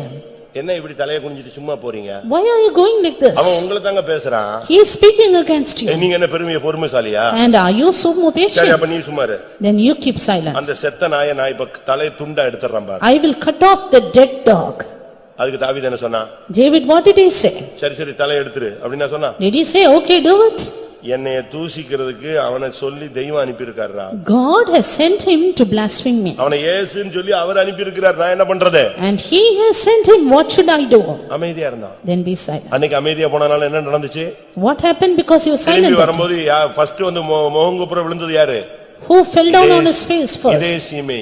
The same Shimei. வசனம் உங்களுக்கு கடிவாளம் போட்டிருக்கா? Has the word of God bridled you? புருஷன்ட்ட சண்டை போடும்போது, when you fight with your husband, மனைவிட்ட சண்டை போடும்போது, struggle with your wife, பக்கத்து வீட்ல சண்டை போடும்போது, when you fight with your neighbors, உன்னை காரி துப்பும்போது, when they spit at you, உன்னை பிடிச்சு இழுக்கும்போது, when they drag you, உன்னை ஏசும்போது, when they get angry to you, வசனம் எனக்கு பொறுமையை தந்திருக்கிறதுன்னு சொல்றவங்க கை வைத்துங்க. those who say the word of God makes me patient, lift up your hand. என்ன சிஸ்டர்ஸ்ல எல்லாருக்கும் கை இருக்குல்ல, சாப்பிடுறதுக்குலாம் எல்லாம் கையில இருக்கு. டவுன் ஆயிடுச்சு. ஏன்னா இவங்களுக்கு தான் பயங்கர பிரச்சனைகள். ஏன்னா நீங்க எல்லாம் வெளியே போயிடுறீங்க, அவங்க வீட்டுக்குள்ளேயே இருந்து சண்டை போட்டுட்டே இருக்காங்க. Because they have their problems, they pick up the quarrel in their house. வசனம் உனக்கு பொறுமையை கொடுக்கணும். பொறுமை இருந்தாதான் அந்த வசனம் இரண்டாவது எதை கொடுக்கும்? உனக்கு ஆறுதலை கொடுக்கும். The word of God should impart patience in you and then comfort. வசனம் உன்னை கண்ட்ரோல் பண்ணட்டும், ஒரு கடிவாளம் போடட்டும். Let the word of God control you, bridle you. பேசுறவெல்லாம் பேசட்டும், தூஷிக்கிறவெல்லாம் தூஷிக்கட்டும். All those who blaspheme, let them do it. வசனம் உனக்குள் இருந்தால் உன்னை பொறுமைசாலியாய் மாற்றும். But the word of God will make you patient. பரிசுத்தவான்களுக்குன்னு ஒரு பொறுமை இருக்கு. There's a patience of the saints. அந்த பொறுமையை நீ காத்துக்கொள்ள வேண்டியது அவசியம். And you need to keep it up. உடனே உன்னை கோலன்னு சொல்லுவாங்க, உனக்கு ரத்தம் ஓடுதா, சாக்கடை ஓடுதாம்பாங்க, நீ என்னத்தை சாப்பிடுறாம்பாங்க, என்னெல்லாமோ சொல்லுவாங்க. They will say you are a coward. They will say the gutter is running in you. நான் ரட்சிக்கப்பட்ட புதுசுல, when I was newly saved, அப்பலாம் +2, I was in +2, அந்த டயத்துல எங்க அண்ணனை வெட்டிட்டாங்க. and they cut off my brother. ஒரு ஹோட்டல்ல தூத்துக்குடி பஸ் ஸ்டாண்டுக்குள்ள வச்சு வெட்டிட்டாங்க. They slew him in a hotel in Thoothukudi bus stand. எப்படியோ தப்பிட்டாரு. Somehow he escaped. நைட் 12 மணிக்கு எங்க கதவை தட்டி சொல்றாங்க, இப்படி அண்ணனை வெட்டிட்டாங்க. Night 12 o'clock they informed me the message, my brother was slain. நானும் எங்க அம்மாவும் போறோம், ஜிஹெச்சுக்கு போறோம். I and my mother went to GH. எங்க அண்ணன் ஆபரேஷன் தியேட்டர்ல இருந்து வெளியே வர்றாரு. My brother was coming, brother's body was brought out of the operation theater. அவ்வளவு தையல் போட்டிருக்கு, அவ்வளவு வெட்டு வாங்கி இருக்கிறாரு, ஒரு 40 இடத்துல வெட்டு, அப்படியே எந்திரிச்சு வெளியே வர்றாரு அவரு. நானும் எங்க அம்மாவும் பார்த்தோம். In 40 places he was cut, so much injuries, and I and my mother saw it. எங்க அம்மா ஏன்டா இப்படி எல்லாம் பண்ற அப்படினா, He said, my mother said, why are you doing சரி this? நடந்து போச்சு விடுங்க அப்படின்ட்டு போறேன். All that has happened is gone. அடுத்த நாள் அவருக்கு எல்லா ட்ரீட்மெண்ட்லாம் எல்லாம் ஏற்பாடு பண்ணிட்டு நானு காலையில எழுந்திருச்சு ஸ்கூலுக்கு போய் விட்டேன். The next day I went up to school in the morning. காலையில தான் எங்க பெரிய அண்ணனுக்கு தெரியும். My elder brother knew it then in the our morning. ஒரு 15-20 பேரை ஏத்திக்கிட்டு ஒரு 3 கார்ல கத்தி கித்திலாம் போட்டு வெட்டுறதுக்காக சுத்துறாரு தூத்துக்குடி முழுசும். He was roaming about ஓடியே விட்டாங்க. Tuticorin to slay that murderer, but he had fled away. வந்த உடனே என்னைய தேடினாரு. And then he came to me. எங்க சின்னவன எங்க? Where's that little boy? அவன் ஸ்கூலுக்கு போயிட்டான். He's gone to school. நைட்டே வெட்டிருக்கானுங்க. இவன் நைட்டே வெட்டிருக்க வேண்டாமா? And should he not cut him that night itself? அவனுக்கு என்ன ரத்த ஓடுதா சாக்கடை ஓடுதான்னு தெரியலையே. I don't know if gutter is running instead of blood. எப்படி ஸ்கூலுக்கு போலாம்? How can he go to school? நைட்டே அவனுங்க தப்பிருக்க மாட்டானே. இவன் துணிஞ்சு போயிருந்தானா எத்தனை பேரை வெட்டிருக்கலாம். The man would not have escaped that night. He could have slain many others. என் மண்டையில அது ஓடவே இல்ல. அப்போ இப்ப கூட ஓடிடுமோன்னு தெரியல. அப்போ ஓடவே இல்ல. That did not run in my mind at all. அப்போ சுத்தமா நான் அப்படியே பைபிளும் கையுமா சுத்திக்கிட்டு இருந்த time. At that time I was just moving about with the Bible. வசனம் உனக்குள்ள இருந்தா உன்னை கண்ட்ரோல் பண்ணும். If the word of God is in you, it will control you. பண்ணுதா? Yes, it's. பண்ணலன்னா வசனம் உனக்குள்ள வேலை செய்யலன்னு அர்த்தம். Else the word of God is not working in you. வசனத்தை வீட்ல எல்லாம் ரொம்ப எழுதி போட்டுருக்கீங்க, நல்லது. You have so many verse boards in your houses. புகழ்ச்சியுமாய் வைப்பேன். I will make you a praise and a name in the இனிமே earth. எழுதி போடு, வசனம் உனக்கு பொறுமையை கொடுக்கும். And write down, the word of God will give you patience. ஒரு வசனம் இருக்கு யாக்கோபுல, அருமையான வசனம். அதை பிடிச்சி பெருசா போர்டு போட்டு எழுதி எல்லாரும். Beautiful verse in James, write down in a big board. என்ன வசனம் அது? அது உங்களுக்கு பிடிக்குமான்னு தெரியல எனக்கு. 1:19. 1:19. ஆகையால் என் பிரியமான சகோதரரே, யாவரும் கேட்கிறதற்கு தீவிரமாயும் பேசுகிறதற்கு பொறுமையாயும் கோபிக்கிறதற்கு தாமதமாயும் இருக்க கடவர்கள். அதாவது கேட்கிறதுக்கு தீவிரம்னா ஊர் கதையெல்லாம் கேட்கிறதுக்கு தீவிரம் அல்ல. Not swift to hear the worldly things. கர்த்தருடைய வார்த்தையை கேட்கிறதுக்கு தீவிரமாயும். Swift to hear the word of God. அடுத்து பேசுகிறதுக்கு பொறுமையா இரு. Slow to speak. கோபிக்கிறதுக்கு தாமதமாயிரு. And slow to wrath. அதுதான் ஆவிக்குரிய வாழ்க்கையில உனக்கு வசனம் உனக்குள்ள இருந்துச்சுன்னா உன்னை பொறுமையாய் ஆறுதலாய் மாற்றும். If the word of God is in you, it will give you patience and comfort. யாருமே உனக்கு ஆறுதல் கொடுக்க மாட்டாங்க. இந்த வசனம் உன்கிட்ட பேசும்போது நீயா உட்கார்ந்து அழுது, நீயா ஆறுதல் அடைஞ்சு, நீயா சமாதானம் அடைஞ்சு, நீயே பூஸ்ட் ஆகி எழும்பிடுவ. None will be there to comfort and console you, but if the word of God is in you, it will comfort you and you will rise up. அதுதான் தேவனுடைய வார்த்தை. This is the word of God. யாரும் உனக்கு ஆறுதல் கொடுக்க முடியாது. None can comfort you. அழுதுட்டே இருப்ப. You will keep on crying. கதவை பூட்டிக்குவ. You will close the door. என்ன பண்ணனும்னு தெரியாது. You do not know what to do. ஒரு வார்த்தை வரும். A word will come. அந்த வார்த்தை உன்கிட்ட பேசும். That word will speak. நீ முழங்கால் போடுவ. You will be on ஒப்பு knees. கொடுப்ப. You will surrender. அப்படியே உன் கண்ணீரை அந்த வசனம் தொடச்சும். And then it will wipe your tears. இதத்தான் நீங்க பிராக்டீஸ் பண்ணணும். Practice this ஐயோ kind. நான் கஷ்டப்பட்டேன், எங்க அக்கா வரல, எங்க அண்ணன் வரல, இந்த பாஸ்டர் கூட வராம போயிட்டார் இந்த ஆளு, இப்படிலாம் நீ சொல்லிட்டு இருக்க வேண்டாம். வசனம் வரும். You need not say, nobody came to console me and comfort உன்னை me. இரவும் பகலும் உன்னை ஃபாலோ பண்ற ஒரு வசனம் இருக்கு. அது அனுப்பின காரியத்தை செஞ்சுட்டு தான் போகணும். But there is a word of God that follows you day and night and it will accomplish its matter. வெளிப்படுத்தல் 12ஆம் அதிகாரம் 11ஆம் வசனத்துல Revelation 12:11. இந்த வசனத்தை கையில எடுத்துட்டு நீ ஜெயிச்சிடுவ. If you take this word of God, you will overcome. மரணம் நேரிடுகிறதா இருந்தாலும் அதற்கு தப்பும்படி தங்கள் ஜீவனையும் பாராமல் ஆட்டுக்குட்டியின் இரத்தத்தினாலும் தங்கள் சாட்சியின் வசனத்தினாலும் அவனை ஜெயித்தார்கள். And they overcame him by the blood of the Lamb and by the word of their testimony, and they loved not their lives unto the death. இந்த வசனம் உன் கூட இருந்து உன்னை சத்துருவை ஜெயிக்க வைக்கும். If the word of God is with you, it will make you prevail the enemy. ஆண்டவரே கொடி ஏற்றுவேன் சொன்னீரே.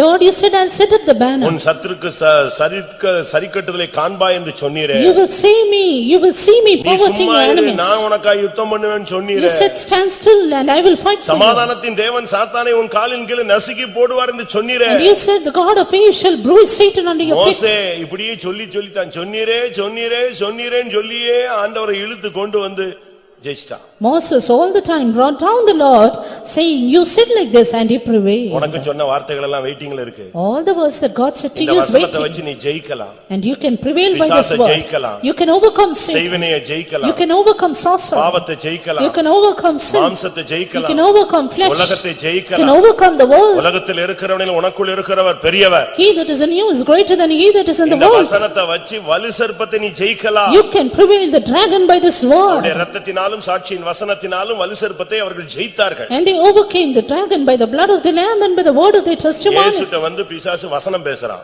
Jesus, the devil came and spoke the word to இயேசு Jesus. என்ன சொன்னாரு? What did Jesus say? அடுத்த ஒரு வசனத்தை அடிச்சாரு. He told the next word. இவன் வசனத்தை வச்சே பேசினா அவர் வசனத்தை வச்சே அவன் தலையில அடிச்சாரு. The devil spoke with the word and he smote by the இந்த word. வசனத்தை நீங்க கரெக்ட்டா பிடிச்சிட்டீங்கன்னா If you hold on to the word of ஜீவ God, வசனத்தை பிடித்துக்கொண்டு சுடர்களைப் போல நீங்கள் பிரகாசிக்கலாம். you can shine forth as lights holding on to the word of பிலிப்பியர்ல life. சொல்லி இருக்கிறது. Said in ஜீவ Philippians, வசனத்தை பிடித்துக்கொண்டு சுடர்களைப் போல பிரகாசிக்கிற நீங்கள் ye who shine forth as lights holding forth to the word of life, வசனத்துல நில்லு. stand on the word of God. வசனத்துல ஸ்டாண்ட் பண்ணி பாரு. உன்னை ஒருவனும் அசைக்க முடியாது. Then nobody can shake you.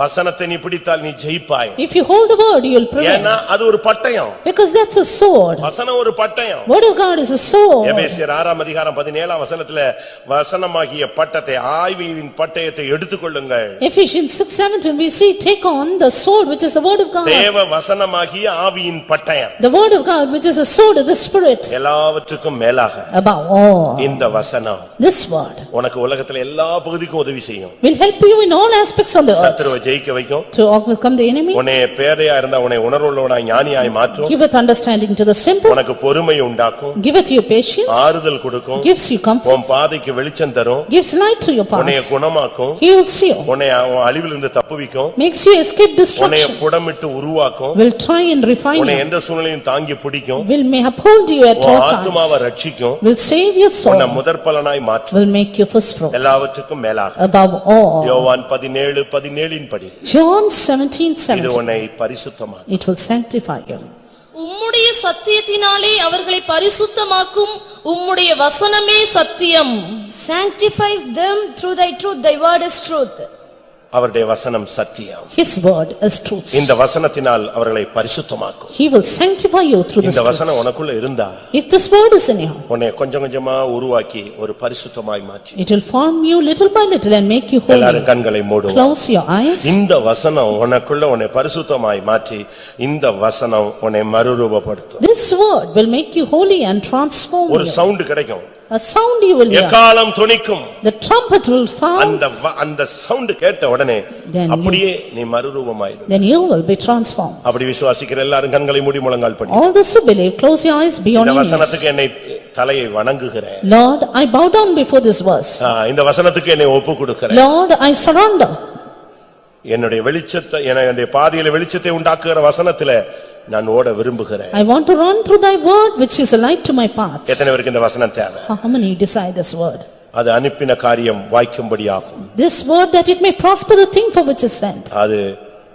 அதுக்காக நீ காத்திருந்தால் அது உனக்காக கிரியை செய்யும். If you wait for it, it will work for you. ஆண்டவரே என்னை புடமிடட்டும், என்னை உருவாக்கட்டும், எப்படி ஆயினும் நான் பரிசுத்தமாக வேண்டும். இந்த வசனம் எனக்குள்ள ஆளுகை செய்யட்டும் சொல்றவங்க போடுங்க, கண்களை மூடி முழங்கால் போடுங்க. ஒண்ணும் தப்பு இல்ல, பாவம் இல்ல. All those who say, let the word of God refine me, try me and make me holy. Close your eyes, be on your knees. இந்த வசனம் எந்த சூழ்நிலையில சிக்கினவனுக்கு உதவி செய்யும். This word of God will help us in any situation. பலவீனத்தோடு வந்தாயா, இந்த வசனம் உன்னை பலப்படுத்தும். Are you weak? The word of God will strengthen you. வியாதியோடு வந்தாயா, இந்த வசனம் உன்னை குணமாக்கும். Sick? The word of God will heal you. கோபத்தோடு வந்தாயா, இந்த வசனம் உன்னை பொறுமையாக்கும். Anger? The word of God gives you patience. துக்கத்தோடு வந்தாயா, இந்த வசனம் உன்னை ஆறுதல் படுத்தும். Sorrowful? The word of God will comfort you. தோற்று போய் வந்தாயோ, இந்த வசனம் உன்னை ஜெயிக்க வைக்கும். Failure? Then you word of God will பாவத்தோடு prevail. வந்தாயோ, இந்த வசனம் உன்னை பரிசுத்தமாக்கும். Come with sin, the word of God will இந்த sanctify. வசனத்தை விசுவாசிக்கிறேன், ஏற்றுக்கொள்கிறேன் சொல்லுங்க. இந்த வசனத்தின் வல்லமை இப்பொழுது நம்முடைய மத்தியிலே இறங்கட்டும். All those who say, I believe and accept the word of God, let the power in the word descend right now. வார்த்தையினால் உன்னை குணமாக்க விரும்புகிறார். He wants to heal by the word. வசனத்தினால் உன்னை தாங்க He விரும்புகிறார். wants to uphold by the word. வசனத்தினால் உன்னை முதற்பலனாய் மாற்ற He wants விரும்புகிறார். to make you first fruit by the word. ஒரு 2 நிமிஷம் டைம். Just 2 minutes. அந்த வசனத்தின் சக்தி உனக்குள்ள வரட்டும். Power of the word may come into you. அந்த ஜீவன் உனக்குள்ள வரட்டும். Let the life come into you. அந்த டச்சிங் உனக்குள்ள வரட்டும். Let you be have the touch. அது உன்னை தூக்கி எடுக்கட்டும். Let it lift you up. ஆண்டவரே வசனத்தில் உள்ளதான அந்த அபிஷேக வல்லமை இப்பொழுது என்மேல் இறங்கட்டும் சொல்லுங்க. இப்பொழுதே வசனத்தின் சக்தி இறங்கும். Say, Lord, let the anointing of your word descend and the power will send on you.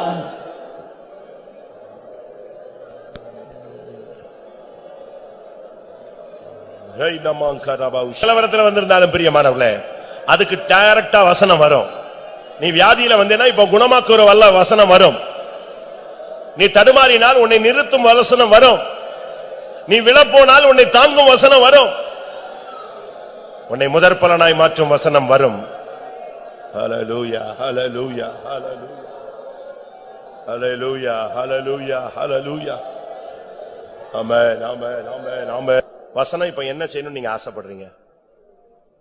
வசனம் எனக்கு குணமாக்கணும், என்னை முதற்பலனா மாத்தணும், என்னை தாங்கணும், என்னை ஞானியா மாத்தணும், எனக்கு ஆறுதல் கொடுக்கணும், என்னை பரிசுத்தமாக்கணும், என்னை ஜெயிக்க வைக்கணும். உங்களுக்கு எது உங்களுக்கு தேவை? வசனத்தை கொண்டு நீங்க இப்ப பணம் உங்களுக்கு கிடைக்கும், பணத்தை கொண்டு நீங்க ஒவ்வொரு காரியங்களுக்கு யூஸ் பண்ணுவீங்க. அதே போல இப்ப வசனத்தை வச்சு நீங்க எதுக்கு யூஸ் பண்ணணும்னு நினைக்கிறீங்களோ அதை கையை வைத்துட்டு சொல்லுங்க. அதுக்குரிய வசனம் இப்ப உன்னை நோக்கி வரும். ஹல்லேலூயா. ஐஸ்வரியத்தை சம்பாதிக்கத்தக்கதான பலன் வேணும்னு சொல்றியா? வரும்.